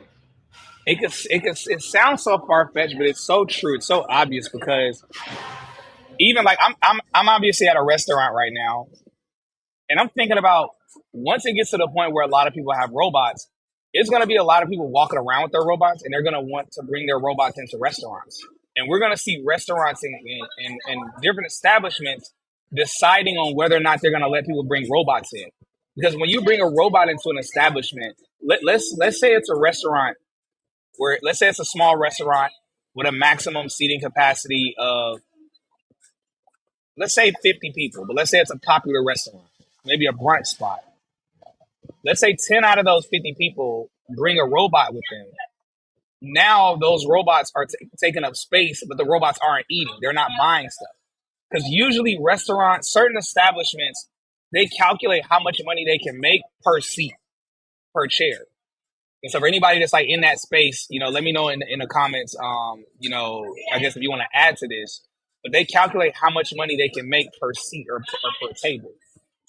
And so when you talk about bringing robots into a space, think about it. When we make a reservation and they ask you how many people are going to be with you, and you get to that restaurant, and y'all know how they're like, oh, your whole party has to be here before you're seated. It sounds stupid, but part of the reason why they do that is because they don't want half your party being there and the other half doesn't come. Because now they just gave up 3 seats where you said it was going to be 6 people, but now it's only 3 of y'all. So now they just lost out on 3 people that could have been sitting down that could have made them even more money. So I believe robots are gonna produce that same problem, as well as the problem of, okay, what happens in public if a robot bumps into someone? And they're like, yo, your robot bumped into me, and then it's like a drama issue. And I mean, the layers go on and on. So I think we're gonna see certain restaurants and certain establishments saying like, no robots allowed, humans only. And then I think the issue is gonna be that people are gonna say, but my robot is my companion. Like, I love them. Or it's my Yeah. partner. Or they're gonna say it's my, like how people have like a service dog or a companion dog. They're gonna be like, yo, this is my service robot to have it Yeah. with me in the restaurant. It's like we're gonna see, and then all of this is gonna bubble up into it being a political issue where people are gonna have to vote. There's gonna have to be laws. And then the question is gonna become, should robots be given rights? Should robots be treated like people or not? And it's all gonna trickle. And again, by the time that happens, the robots will be smarter than us. Like, they will be actually smarter than us. They're gonna be able to do everything we're able to do. They're gonna be. I mean, I don't know if y'all saw recently the Tesla bot, the Optimus bot. This week, the Optimus bot could dance better than me. Like, it's like really coordinated. Yeah. It's doing stuff that the average human would trip and fall. Its balance is so good. It's only 2025. So, in my opinion, I feel like the robots are advancing faster than the AI is, to be honest, in terms of their balance and in terms of like how they can move. 5 years from now, 5 years from now, the robots essentially are going to be, most robots are going to be able to implement every movement we can do. And hear this, they also are going to be able to do things that we are incapable of doing as humans. So the same way that we can't really bend over backwards, we're limited, the robots are not going to be limited. The same way that in order for us to turn around, like if you're going to do a full 180, you have to physically turn your legs. Robots won't have to do that. Robots can stand still and their upper body will be able to immediately do a 180. Or I don't know if y'all saw the robots recently with Saudi Arabia. Saudi Arabia, it's either Saudi Arabia or South Korea. I think it's South Korea. They have robots. It's robot police officers. The robot police officers, the entire head is its eye. So it can see you. It literally has eyes on the back of its head. So it doesn't have to turn its head to look at you. Even when it walks past you, it doesn't matter what angle you are at it, it sees you. So no matter where you're at, it literally is looking at you. It literally can look from every range. So robots, physically, in the next few years, the average robot is going to have way more physical capabilities, way fewer limitations than a human does. It's going to be significantly smarter than us. It's going to be more compassionate than the average human is, because that's going to be programmed into it. I'm going to be real. And then also, when we talk about once they start putting like human skin on it, and they have like synthetic skin, it'll look just like Ash. Eventually, it's going to look better. It's going to be more attractive than the average human, because they're not going to make ugly bots. They're going to make the bots hyper attractive. All of the robot guys are going to be like lean, muscular build. They're not going to be fat and out of shape. All of the robot girls are going to have these perfect bodies and super pretty, and they're going to have these nice feminine voices. When I tell y'all, human beings, and again, we always get into some sci-fi territory. We got to go here. Our brains won't be able to register the difference. Now, mind you, logically, we will know this is a robot, this is a human. You know what? I'll give this example. There's this person. This trans. It's a guy who's a girl. It's a trans person on social media. Literally, what they do, their entire page, what they do, they stream online. The trans person, again, this is a guy who looks like a girl. You know, no offense to anybody that gets offended when I say that, but whatever. That's the way my brain works. It's a guy who looks like a girl. He's trans. The trans person streams, and all they do is different people join their stream. It's like one of those platforms where you hop from person to person. Every time dudes come on, the dudes are always like, "Oh, shawty, you fine." The first thing the person says is, "I'm trans." Literally, all of their videos are people arguing with them, saying, "No, no, no, no, no, you're a woman," and they're like, "I'm a trans woman. I was a man. I transitioned." And the guys refuse to believe it. She's literally saying, "I'm telling you," and the guy's like, "No, I don't believe it. I think you're a girl. I want to date you." And she's like, "Okay, but I'm telling you, I'm trans." And then some of the guys are like, "Look, you look too fine. I don't care what you used to be. I want you." And so now again, the reason why I share this, and I know some people are like, "Oh, those dudes are crazy." Like, and again, I'm looking at it. I'm like, I don't care if a person tells me they trans. I don't care how attractive you are. Like, I don't want to deal with you. That's crazy to me. But on an attraction level, I understood. Like, you could tell that their brains were like, okay, I hear you saying that, but everything in their body and their brains couldn't register what they were, the logic. Likewise, the AI, the robots, our brains, and I say this for men and women, because this isn't to sexualize the robots, because we're not on that. This is just even emotionally, yeah, but even emotionally, because again, our brains, even logically, even though we logically know this is a robot in front of me, when it's a robot that looks like, you know, I don't know who y'all, the most attractive guy y'all think is, whether it's Channing Tatum, whether it's what's that one guy, Aaron Pierre? Imagine an AI that looks like Aaron Pierre, ladies. That's With the AI, the AI is going to be 6'2". It's going to be 6'2" in height. It's going to have these synthetic muscles that are just look perfect. The AI is going to have a deep voice, pretty eyes. The AI is going to be charming, but he's also going to be a protector. The AI is going to affirm you, ladies, in every way you want to be affirmed. He's going to be like, "You're so beautiful," like everything you want. And the AI is gonna cook. He's gonna cook for you. He's gonna clean. He's gonna help you with your children. When I tell you, our brains are not going to be able to accept that it's not human, because our brains are not capable of evolving that fast to understand that. So I believe 100%.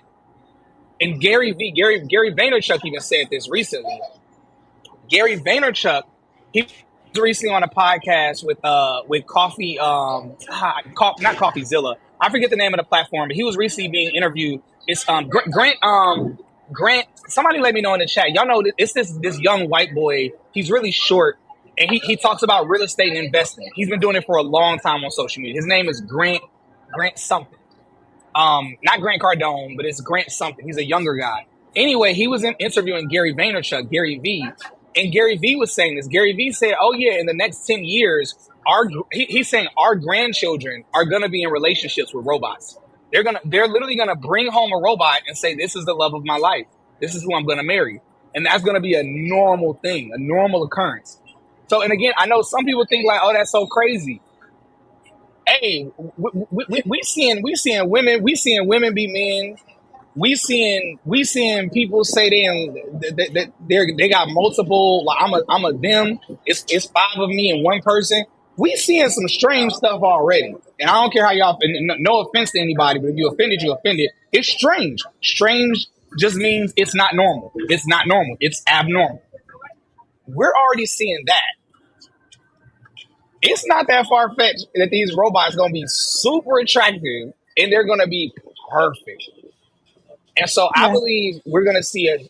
So I believe what's going to happen. I believe we're going to have robot politicians. I think we're going to have them because if they are perfect now, no time in their future, it's probably going to take about 20 years, 30 years, but eventually people are going to vote because after enough people are dating robots, married to robots, having families, not like actually breeding children, but having a family with a robot, eventually they're going to say, yo, robots are perfect. They make no mistakes. They're flawless. They're better than humans. They drive better than us, or really the cars are going to be robots. It's like, why do we not have a robot politician that's making sure we're having the best policies?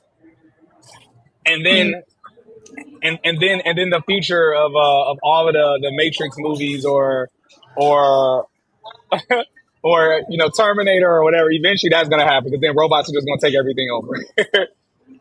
But really, we're going to become cyborgs. We talk about that all the time. We're just, as humans, we're gonna become cyborgs.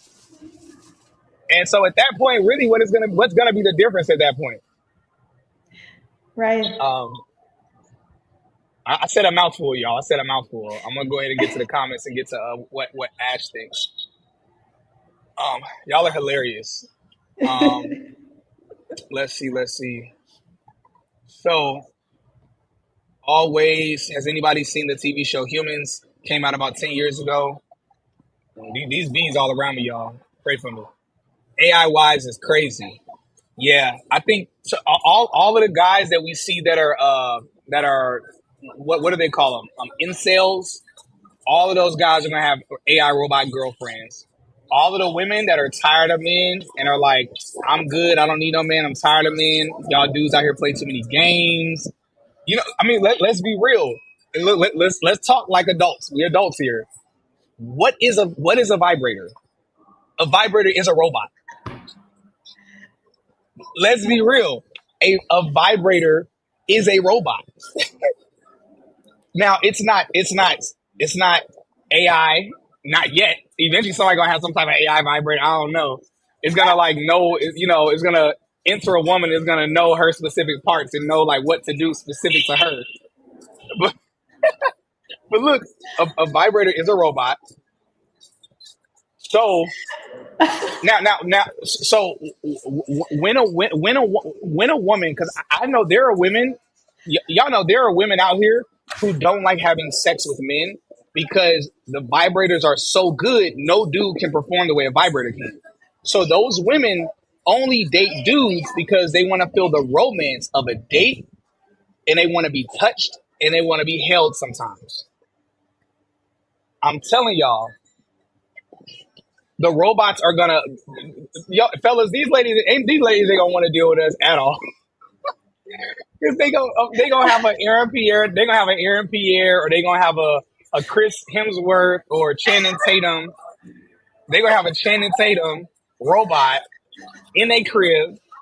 It's gonna have, we adults here, we all grown. It's gonna have a whatever size package the girl wants, and then it's gonna be like basically a vibrator attached to it, to where it's gonna do all the stuff that feels good to the woman. It's gonna emotionally console her. It's gonna be able to protect the household. It's she'll be able to go she'll be able to go out and have a girls' night with her friends and stay out as long as she want and not have her man be mad when she come back home. She'll be able to be at the club, dance on 20 different guys, and then a robot she can come home and tell her robot about it, and he won't get jealous. He'll be like, "That's amazing, babe. You had a great time with those guys, huh?" And he's gonna be totally cool with it. And the same thing on the flip side for the guys. The guys are gonna date these perfect looking AI girls, and so they're gonna be as pretty as Ash, and they just gonna be cool with whatever. They're gonna be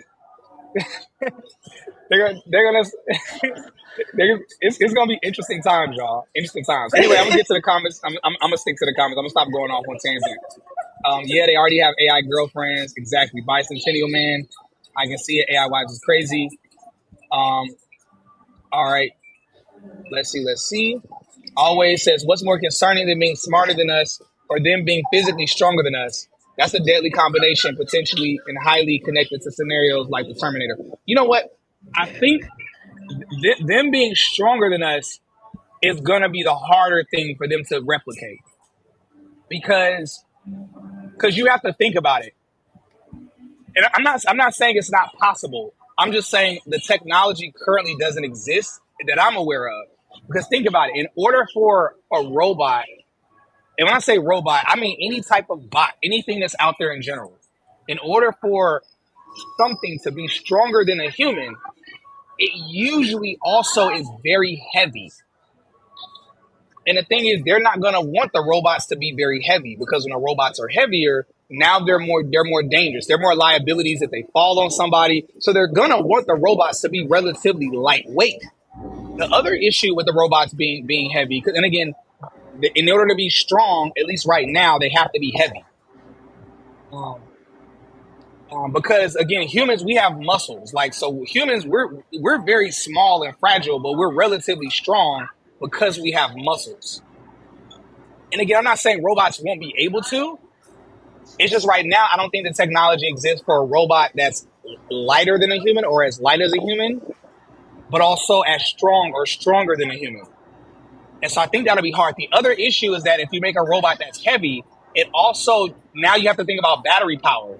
Because the heavier it is, the more energy it needs in order to move, which means the faster the battery can be drained or the faster the power source can be drained and then need to be recharged. Again, I know they'll find solutions to this eventually in the future. I'm just bringing up current issues that I think they're going to have to fix and resolve and tackle. But you bring up a good point.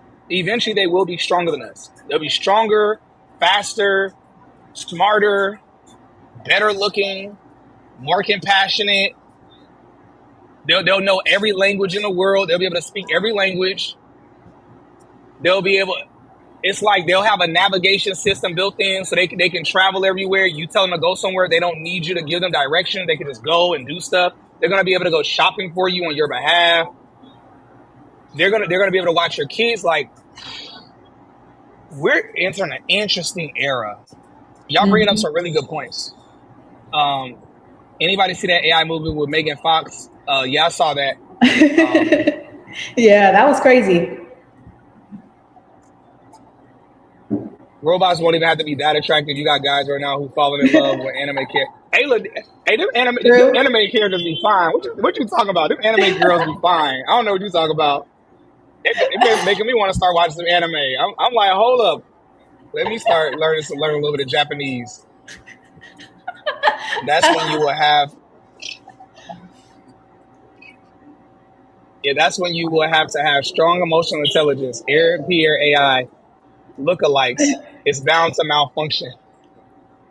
The corn industry will have a field day with this. You know what? I think so, but I also think we're going to enter into an era where porn isn't going to be a thing anymore.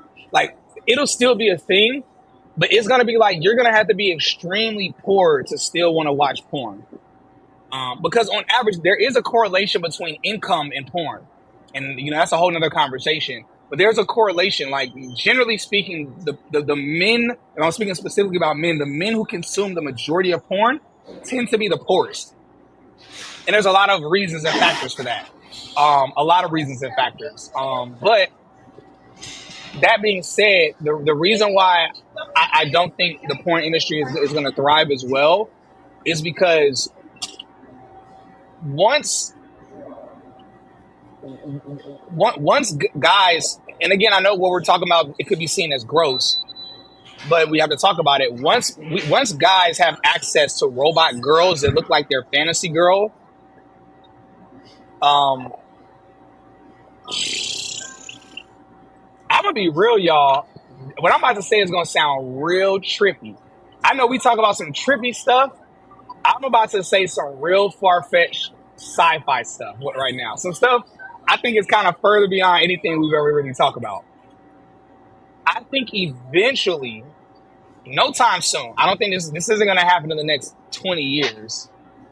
I think eventually we are going to master nanotechnology. I'm not even sure if nanotechnology is legitimate technology or if that's fantasy, but the example that we see in movie of nanotechnology, y'all know Tony Stark, his suit, the new suit where he can click a button and the nanobots like cover him up. I believe eventually we will have technology where our robots, they'll be able to change their face and change certain features. So hypothetically speaking, if let's say one night you want to go out with your robot and you're like, you know what, I want to go out with a Spanish. I want my boo to be Spanish tonight or Latino. It'll probably be able to do some type of transformation to where it looks more like Latin or Latino or Latina. And then okay, I want them to be this. Now I don't the height thing. I don't know. Even the height thing. Because I mean, it's nothing to build into a robot's legs that it can like extend and get taller or get shorter. It's Transformers, like, that's crazy. yeah, it's about to be real wild. The porn, yeah, I don't know. I think the porn industry is gonna suffer from this. Yeah, it already I is. think They it's already already in have, play. yeah. What are you saying, Ash? Oh, that they already have, AI porn. Oh As yeah, we all yeah. know. Well, I ain't know. You Oh, put me on now. I mean, but I yeah. believe it. It only makes sense. It only makes sense. All right. So what are you saying, Cyrus? Should we have fun with the robot? I'm not saying that at all. I'm not gonna be dating no robot. Sophia Stewart, who created Terminator, The Matrix, as companion movies, she's a futurist. She envisioned everything that we were talking about 50 years ago, 50 years ago. Let's see. Morris Chestnut robot. There we go. Nope. I want flesh and blood, humans, no robots, no AIs, no humanoids. Cyrus got me cracking up. Hey, look, they're gonna feel like flesh and blood. Is what I'm saying. Like you're gonna touch them, and it's gonna feel like a person. But I hear what you're saying though, and I'm not saying you're gonna fall in love with a robot. To be clear, Club Robot, the Diddy 300. Oh my goodness, the Diddy 300 robot. Somebody said the robot can have her. Then she for the robots. That's what we're gonna start saying. We're gonna say like, man, she for the robots. She for the androids. Yeah. And that's diabolical. A Diddy robot. No matter how much it imitates a human, nothing can replicate the soul. Even a baby can sense whether something is real or not. I'm, I'm gonna disagree. I'm not saying you're wrong. I'm gonna just say I think you're wrong. Now, mind you, yeah, they're not gonna have a soul, but it's gonna replicate good enough that we're not gonna be able to tell the difference. Not now. I'm not saying that's gonna be a year from now. I'm not saying it's gonna be 2 years from now, but 10 years from now. Like, okay, let me say it this way. Do y'all know AI just passed the Turing test? So what you're talking about, Mighty Savage, you're technically talking about the Turing test. For those that don't know, Alan Turing, he created something called the Turing test. It's a test that humans have robots or technology go through. The test Oh yeah. basically says who interrupting our stream right now? Tell them we over here streaming. No, I'm playing. Um, anyway, the Turing test, for those that don't know, I know a lot of y'all know, the Turing test is a way to determine, you know what, let me actually look up the actual definition. So instead of me just saying it, y'all can read it with me. I'm definitely spelling it wrong, but whatever. All right, here we go. I'm going to share my screen so we can all look at it together. All right, so the Turing test, as y'all can see it here, let me do this. So the Turing test, it's introduced by Alan Turing. It's a test of a machine's ability to exhibit intelligent behavior equivalent to that of a human. Now, listen, it's not just about intelligence. It's also a way to assess whether a machine can engage in natural language conversation indistinguishable of a human. Now, why do I bring this up? I bring this up because AI just passed the Turing test. In a recent study, OpenAI's 4.5 model successfully passed the Turing test. Now, what does this mean? What does this mean? This means AI has reached a point that at certain levels, it is indistinguishable from a human at certain levels, because there's certain levels to AI in terms of its capabilities. And this isn't even talking about AGI. I want to be very clear. Generative AI is indistinguishable. It passed the Turing test on intellect as well as in terms of it seeming like a human. Generative AI. We're not talking about AGI. We're not talking about ASI. So I promise you, it don't matter what soul we got. A robot is going to seem exactly like us. All of the mannerisms I'm doing, my inflections, my body language, my corny humor. Unfortunately, there's probably going to be a robot as corny as me that's going to seem exactly like me that's out there. And no one's going to be able to distinguish whether or not it's a robot. It's probably going to be a thing. It's going to sound, so think of it this way. Blade Runner is a great example. The movie Blade Runner. I've actually never seen the original. I've only saw Blade Runner 20, whatever, the other one, the newer one with Ryan Gosling. So Blade Runner, if anybody doesn't know the story, there's a person who it's literally their job to hunt androids. They hunt androids. But the androids, the premise of the movie is that the androids, and you know what? We always mention Terminator, we always mention the Matrix. We need to start mentioning the Blade Runner future. I actually think that's the future we're going to see. A Blade Runner future. In Blade Runner, the androids are indistinguishable from humans. Like they're so indistinguishable, but also the androids believe that they believe they deserve to live. And they have dreams, they have goals in life. They fall in love, all of this stuff. In the movie Blade Runner, the premise of the first movie, even though I haven't seen it, I know the premise of both movies because I'm a nerd like that. I learn the premise of tech movies. The premise of the first movie with Harrison Ford when he was younger, he was hunting down robots. The entire movie, I'm going to kind of spoil it. I don't kind of spoil it. The entire movie, he is thinking the whole movie towards as the movie goes on, he starts thinking he might be a robot. Because at first he thinks all the robots are just robots. But as he engages with them more and more, he's like, yo, these robots really are like humans. So it makes him question, am I a robot? Because a lot of the robots didn't know they were robots. He hunted them and he would have to scan them to determine whether or not they were robots. So the premise of the movie, he gets to a point to where he thinks he's a robot. And then it's revealed that he's not a robot, he's a human.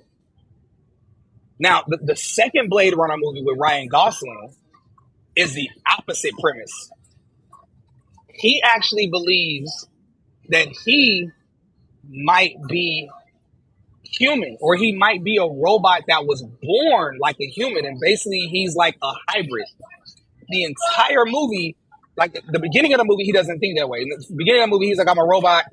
But even though he's a robot that's charged to hunt down other androids.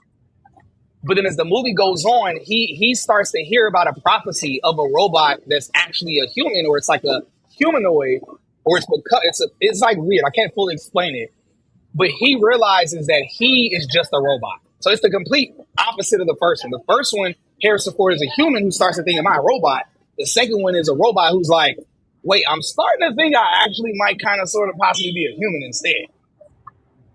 And then both of them end up being wrong at the end of both movies. Likewise, the tech is going to be indistinguishable from humans, so where we're not going to really be able to know the difference in the future. And the whole conversation about a soul, again, they're not going to have a soul, but in terms of us knowing whether or not something is a robot, you know what it is? I think we're going to see a future. Oh, okay, I'm going to give y'all a really crazy example. Y'all know I'm in Colombia right now, right? When you are out here, or when you're in certain places, and the same thing is with Miami. I want to be very clear. Same thing is in Miami. The same thing is in New York. When you're in certain cities, when you go out and you meet a woman, you don't know whether or not she's a normal girl or she's a prostitute. You don't know. So you could literally be at a bar, you could be at a restaurant, you could meet a girl, she could seem super normal, super pretty, super nice. And then when y'all are talking, usually there'll be telltale signs. Usually if she's anxious to go back to your house at night, that lets you know, okay, this girl's a prostitute. Because ain't no way a fine girl gonna be like, so what we doing tonight? Like, I mean, it happens. It's happened to me, but it doesn't happen all the time. Like out here, it just happens. In Miami, it happens. Like if you're at certain clubs and restaurants in Miami, it happens all the time. Where you see a pretty girl who's super flirty, super nice, and then you know, okay, this girl is a working girl. And so it's what they call them. So out here and in certain places in Miami, certain parts of New York, Dubai is rampant with these types of girls. People don't know that about Dubai. Dubai is flooded with working girls. In certain places, you have to ask a person, what are you? Are you a normal person or are you a prostitute? Like, what are you? Like, what's going on here? And sometimes what'll happen is you'll get one of three answers.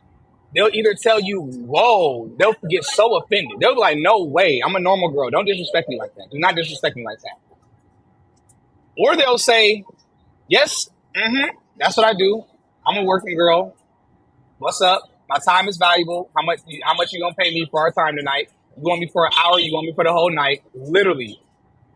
Or they try to play it off and they'll say, I'm a normal girl, but I've fallen on hard times right now. So because of that,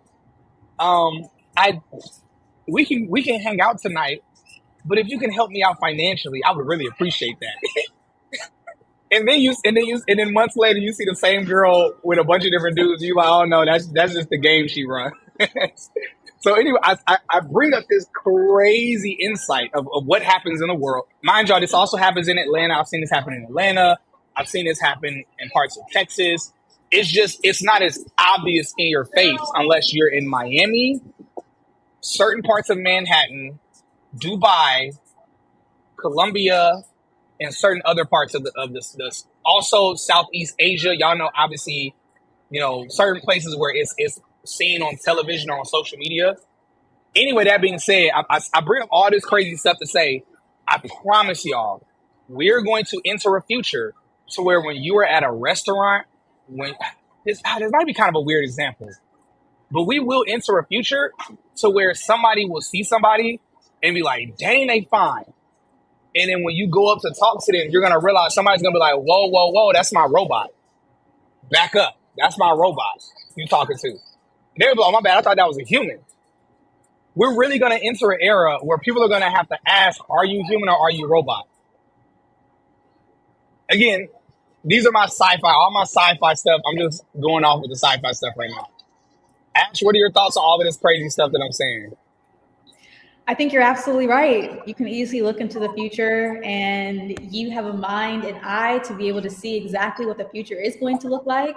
And so we are going to have our husbands, wives, babysitters, etc., replaced with AI. I think a solution right now is going to be Sam Altman's World Coin, also rebranded as World. So that's what we were talking about. Essentially, that's a validation system. So it's like a little orb that's going to scan your iris specifically and be able to determine, are you human or are you AI?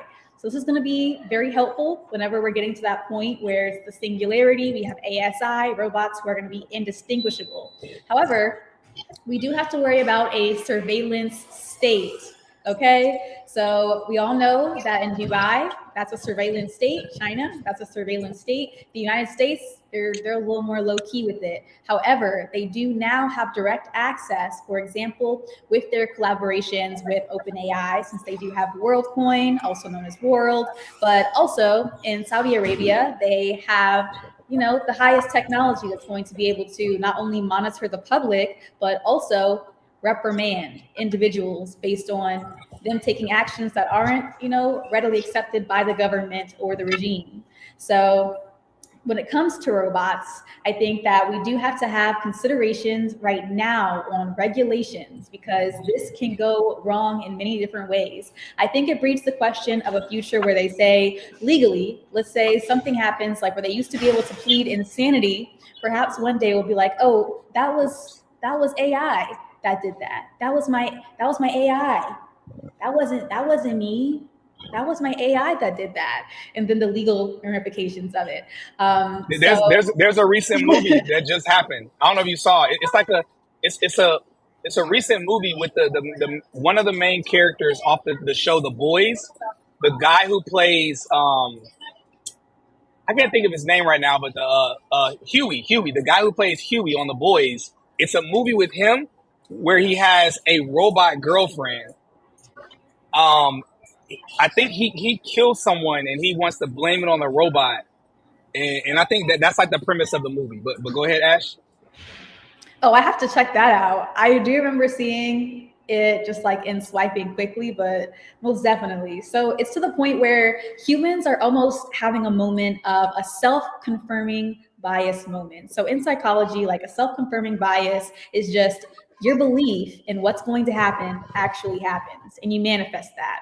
So there's a lot of fear around what's going to happen with these AI robots. And so the assumption is, okay, AI is going to take over and it's going to be a Terminator situation where AI is going to want to take us all out. However, the other alternative is going to be where we can join hands, we can combine perhaps with artificial intelligence to become more advanced, evolved beings. Now, there's a fine line in between both of those paths. However, we do now have to focus on, I think that there's no better time to talk about AI regulation and safety because it's to the point where if an AI does go rogue, it's going to be irreversible. So the problem is to where we're deploying AI to make key decisions. So at a government level, already Saudi Arabia is doing this. They've implemented AI to help with government decisions, which is maximizing efficiency, decision time, etc. However, we do have to, maintain human oversight. So I believe it's pretty safe to say an 80-20% allocation is going to be safe.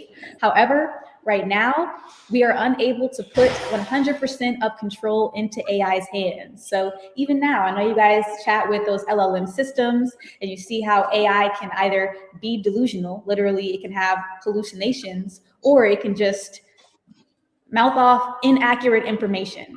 And so we need to make sure that our systems, procedures, and protocols are going to be in place before we start to make this transition and give AI full reign and control. Because also, we have to think of our interactions and communications with AI. So there's people who are kind to AI, people who say please and thank you, and then there are people who treat AI, not only less than a tool. And so, as far as the transition for the next news subject, I want to bring up how Elon Musk's Grok AI has had some malfunctioning occurrences. So with this, Elon Musk AI chatbot apparently consistently brings up, we're going to call it South African, quote unquote, white genocide. And so this is completely unprompted. So people will just ask Grok a question and then unprompted is going to respond with something that's in regards to this particular topic. Now, we've discussed Grok AI several times during our streams, and as I like to call it, asshole AI, because it literally has a vulgar feature. You can literally say, I want you to respond, but be an asshole about it. And Grok AI is going to be able to do that for you. So this just goes to bring to the stage a conversation on who controls these systems and how much control they truly should have. So we know that Elon Musk is focusing on a truth-seeking engine. So he's focusing on the reality of where we need to go. And so he does want it to remain truthful, honest, and open. However, when we see these chatbot systems unpromptedly discussing topics that nobody mentioned in the first place, it does bring some concern. So I'm interested to think, what do you guys think about this occurrence? I'm sure you've seen the headlines. And Cyrus, what do you think? I think it's interesting. Um, I think it's interesting because the South Africa thing and white South Africans is an interesting thing to come up because Elon Musk is, I think he's South African. I know he's from Africa. Clearly a white African. I'm gonna look up what part of Africa is Elon Musk from? It's Let me South type it Africa. in. Where he's South African? Hmm. Okay, so Elon Musk is South African. He's white. He owns Grok. So so to me, it's like I feel like it's one of those things where like whoever creates an AI, the AI is technically kind of sort of like your baby, where it's gonna kind of resemble you in a way. So it's like, why does Grok have that feature where it could be mean to you? Well, Elon Musk is a mean person. Like, love him or hate him, like, and I've read his entire story.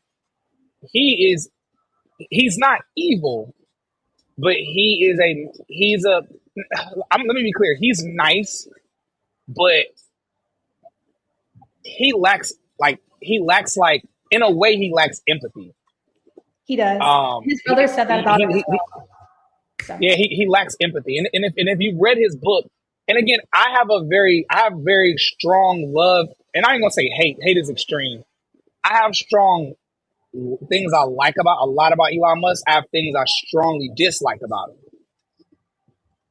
So I'm not saying I want to be very clear. I'm not a person. I usually don't kind of come off like I know it's popular. Like a lot of people just hate Elon Musk and they just don't like him. It's popular not like him. I'm not the kind of person that's swayed by public opinion and people are like, oh, we all hate this person right now.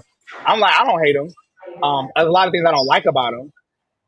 That being said, Elon is he lacks empathy. He's a mean person to a degree. He's a mean person and can be extremely cold. Um, that being said, his AI is a reflection of him. And so that's just what it is. So that being said, I'm not surprised by this. And I wonder, it's shocking, but it's not shocking to me that his AI is complaining about white South Africans being mistreated because he's a white South African. And again, if you read his story, in his story, he claims that he was picked on a lot by black South Africans as a kid. He was beat up a lot. He was jumped a lot by black South Africans in his story for being white. Um, and again, I don't say I agree or disagree. That's his story. I'm not a person that thinks that white people don't sometimes get picked on by black people. I've seen white people get picked on by black people. I've seen white people get jumped by black people. Obviously, I've seen black people get attacked and hurt more in higher droves and numbers. Nevertheless, I'm just saying that I don't know whether or not his story is true, but that's the story in his book. And so I personally don't believe Elon Musk has a disdain for black people. He might. I don't think he does. But it's just too much of a coincidence that he's a white South African who claims to have got beat up by black people a lot when he was younger, and now his AI it keeps unprompted brings up white South Africans being attacked by black South Africans. I don't think it's a coincidence at all. Agreed. And we do have to mention that apartheid experiences, inevitably do have to translate from his childhood into adulthood. However, I would say that, upfront, that there is no enemy in this era. We all have to come together in collaboration. The only enemy is going to be hate and divide. If you hate in somebody, that's so antiquated because there's literally no reason to hate another human being. And so we need to focus instead on aligning and coming to the reality that the world is more diverse than ever, more inclusive, hopefully. And so we want to align more so with that rhetoric. And so we see where our nation is going, but we also see on the global stage how divide and corruption is impacting the world itself. And so that's a whole other conversation for a whole other day. But at the same time, Oh, go ahead. I guess just the bottom line with these artificially intelligent systems, we have to consider that they are based on massive amounts of aggregate data. So we want Grok to become AGI and advanced. However, it is trained on Twitter's data, which happens to be, sometimes incorrect, corrupt, etc. However, this particularly hyper-personalized rhetoric of the apartheid situation in South Africa is pretty intense. However, all of these instances are to just speak for themselves. These days, they don't even have to explain themselves. They're showing exactly how they feel because they're just doing whatever they want to do. So this has to be in consideration of the American people. We're focused on democracy, freedom, and rights.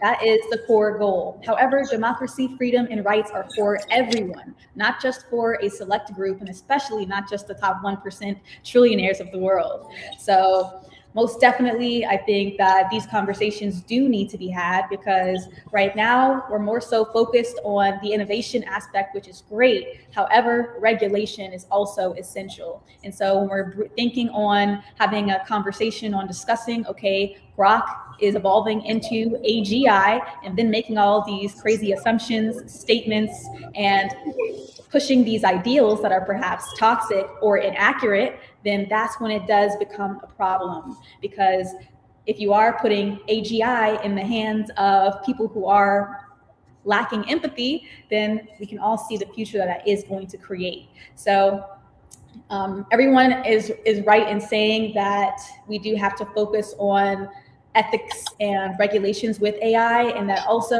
it is confirmed that Elon Musk, it's not just off the wall that people say that he is empathetic.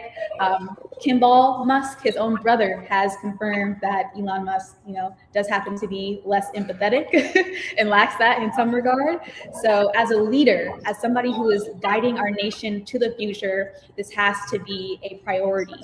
And so we have to have people that are able to accept differences. Just like we said, the future is more diverse than ever. And that has to be accepted and embraced.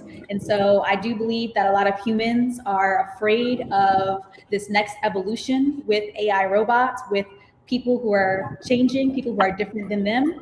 However, we all have to walk hand in hand in this because the decisions that we make now are going to affect the future inevitably. And this means if we lack regulations, controls, and safeties, then it's going to go wrong and it's going to be irreversible. That's what we want to avoid, irreversible damage to our nation or to individual sovereignty.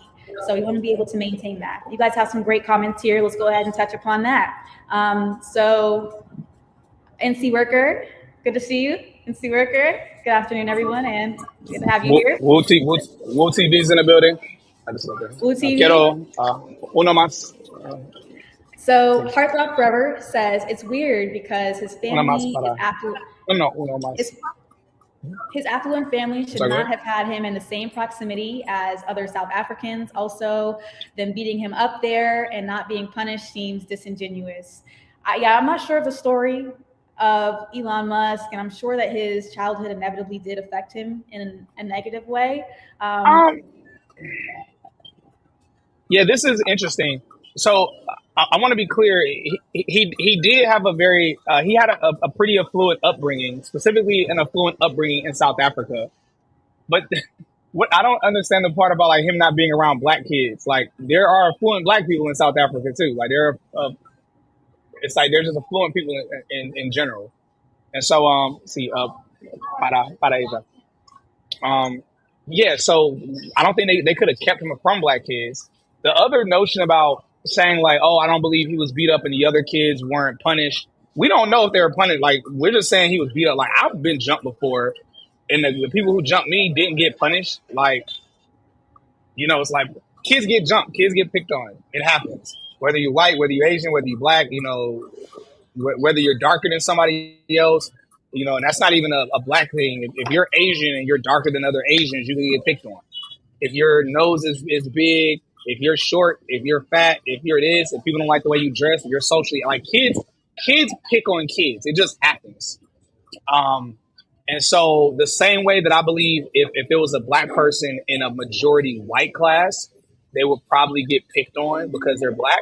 Likewise, I think it's very possible for a white kid in a majority black class, to get picked on. Like it's possible. We're talking kids, y'all. Let's not act like kids are saints. Kids are like, as much as we love kids, kids kids are the version of us that have not matured enough yet to know how to hide our corruption. I don't know if anybody's ever been in a daycare or you've ever like seen a lot of little children. Children are like evil. Like they lie. Like literally, a friend of mine yesterday, she sent me some pictures. Her son had a graduation. I think he graduated. He graduated kindergarten or he graduated first grade. It's something like that. She was taking pictures with her child, her son, and all the pictures, her daughter was crying.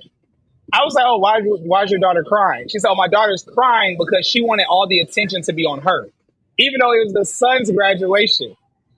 Kids are very selfish, and so again, I get it. Let's be real. Let's have a like. We ain't gonna talk about this, but let's just talk about it. I'll just say this. I get the notion that sometimes because of what we've experienced as Black people and what we still experience, sometimes we want to have this weird notion, and white people do the same thing. Sometimes people have this weird notion where we try to act like we're innocent in every scenario and we could not do wrong to a white person. It's like, let's be like, we're humans. Humans are flawed.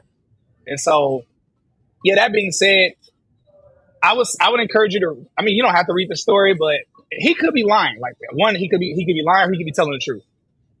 Um, yeah, but anyway, that was a story. Yeah, I think the bottom Y'all going in. Y'all got some amazing comments. Oh, go ahead, Ash. I think the bottom line is to avoid inherent bias in these systems.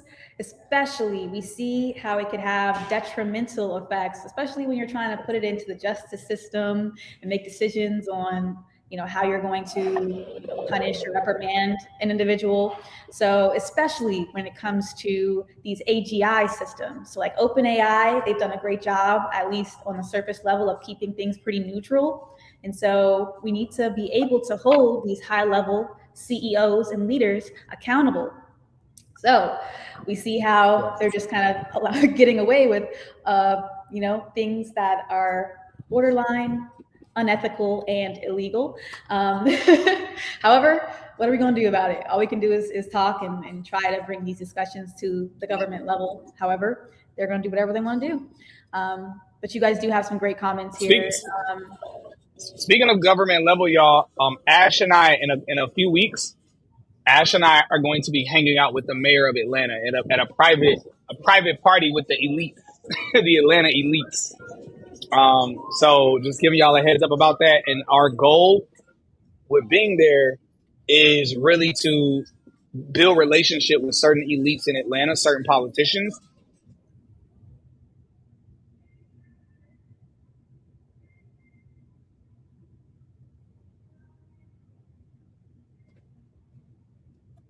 All right, am I back? Am I back? Yep. Am I back? Okay, cool. Yeah. Anyway, we're gonna be having some conversations and hanging out with them, and we got some goals in play with some stuff that we want to do. But I just want to give y'all a heads up about that.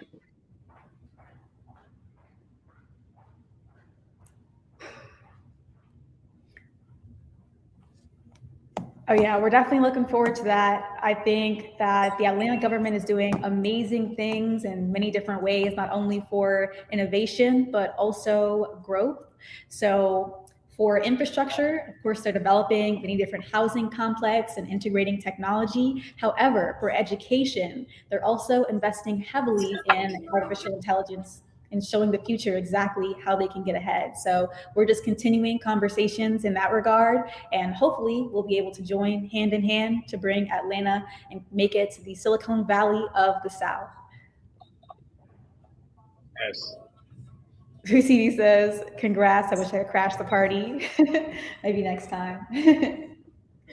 And always says, congratulations. Thank you.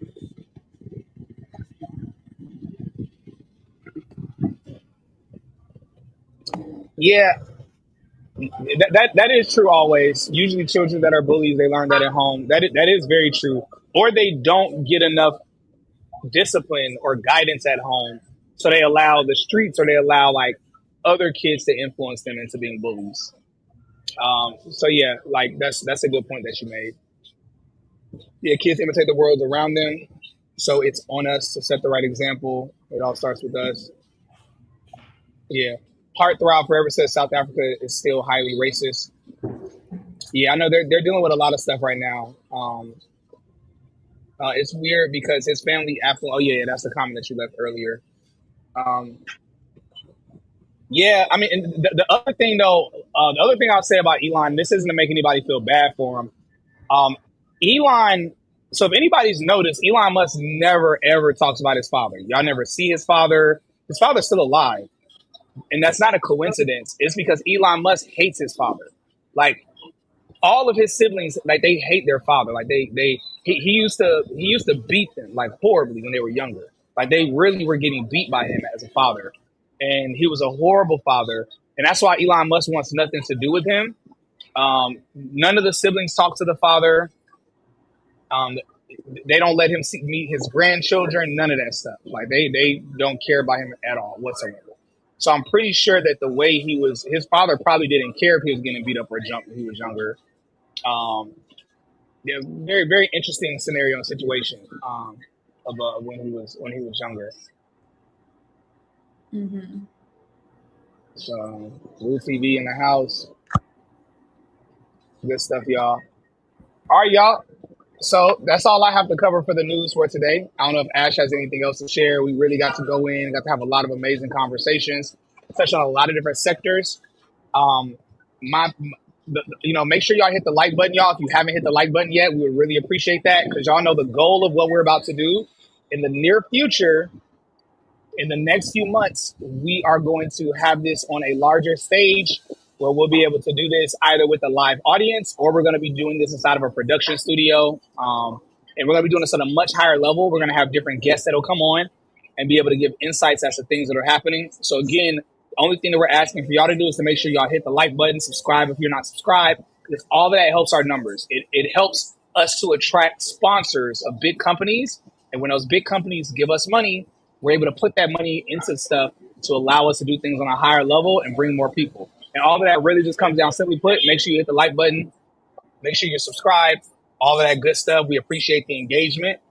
And aside from that, y'all, let me share no other comments. Coded bias, very true, very true.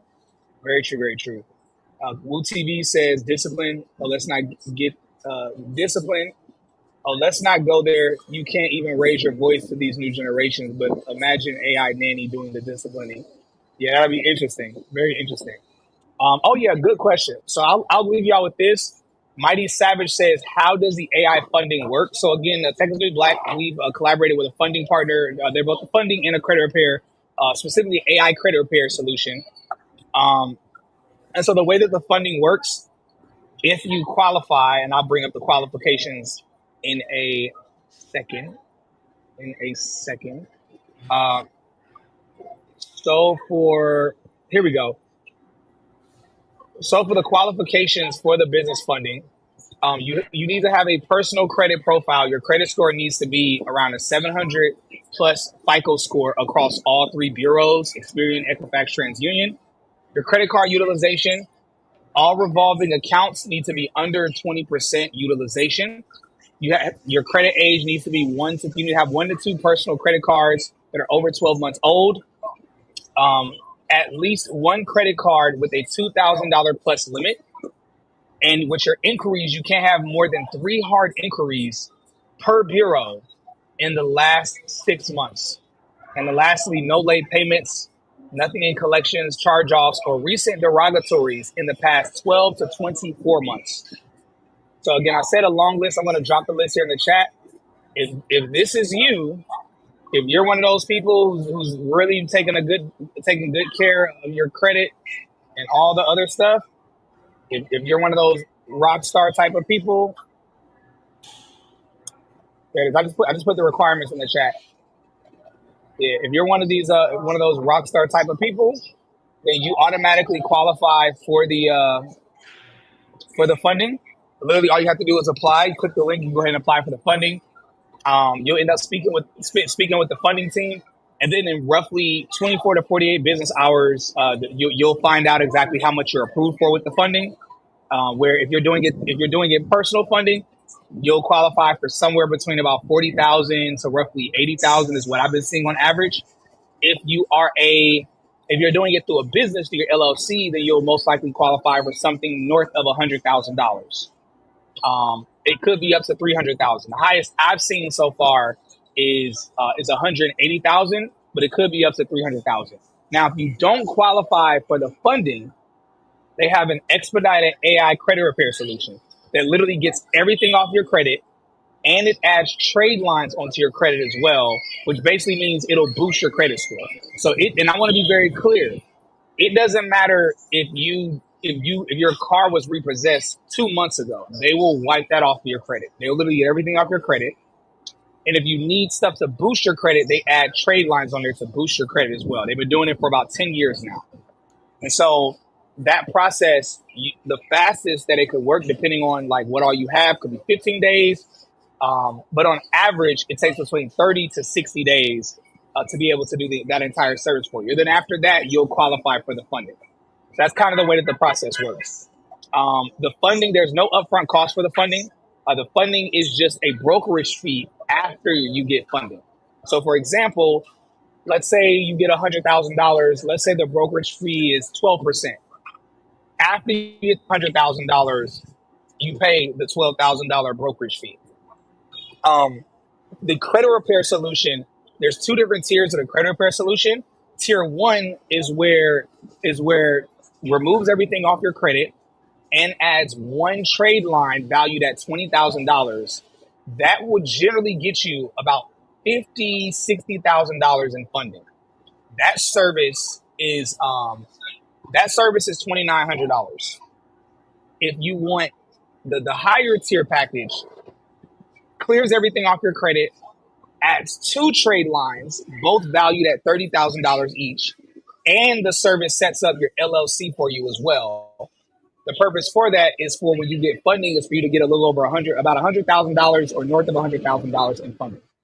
That tier is $7,900. So the lower tier. So again, if you need the credit repair solution, the lower tier is $2,900. The higher tier is $7,900. If you meet the qualifications for the funding, you don't need to do the credit repair. You literally can just apply for the funding. And then literally the verification team will set you up. Then they'll get you a bunch of different offers from different lenders for the funding, and then you accept whatever offer is best for you, like whichever offer you're interested in. So, for example, I could share my screen and show y'all a few people that have gone through us specifically that have gotten funding. But I also will tell y'all, I have a friend. She went through it recently. She got approved for much less than what she thought she would, because there's some stuff she found out is still actually on her credit. So she got approved for about $45,000. That's not enough money for her because she makes really good money. So she's gonna go through the credit repair to kind of fix the other stuff. And then after that, she's going to do it again. So I'm believing she's going to get around $150,000 because she's doing it through her LLC. Let's see. I got a few examples pulled up. Okay, cool. Here we go. I'll share my screen with y'all. Oh, okay. I'm tripping. So these are examples. I'm trying not to show people's names. So these are examples of people who've gotten approved for funding. So this one, 39,000. And also you're able to choose the terms. So 30,000, this is the lowest I've seen, is 30,000. This person got approved for 90,000, but as you can see with this specific place, you can choose the full amount that you want to accept. 50,000. So it's the same person. So these are just some quick screenshots. That I had gotten. Oh, did I kick Ashley out? Or did she have to drop? I hope I didn't kick her out. Anyway, so that's how the AI funding works. Yeah, Woo TV. Yeah, Woo TV, that's on the back end. No. The AI credit repair. So if someone needs the AI credit repair, I'm gonna be totally real with y'all. I actually have to do the AI credit repair myself. Like my credit, because credit don't matter. It don't matter how much money you make. If you ain't taking care of your credit, your stuff could get bad. My credit is not good right now. So I'm about to do the AI credit repair. Literally, I was supposed to start it earlier this week, but the week just passed me. So I'm going to start it this upcoming week. I have to do the AI credit repair, and I'm going to document everything for y'all as well, because I'm going to do the AI credit repair, and then I'm also going to do the funding. My goal is to get about 150 to $200,000 in funding. Um, and so, but anyway, the AI credit repair that costs up front because obviously the team has to work, like all of the work to get the credit fixed is up front.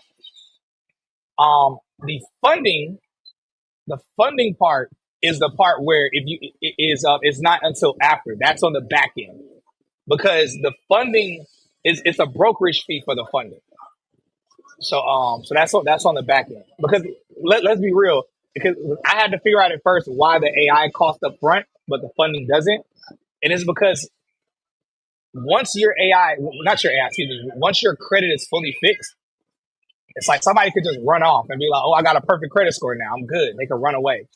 So the credit repair service costs up front, but the funding part is different. The funding, and also y'all want to be very clear, it is guaranteed.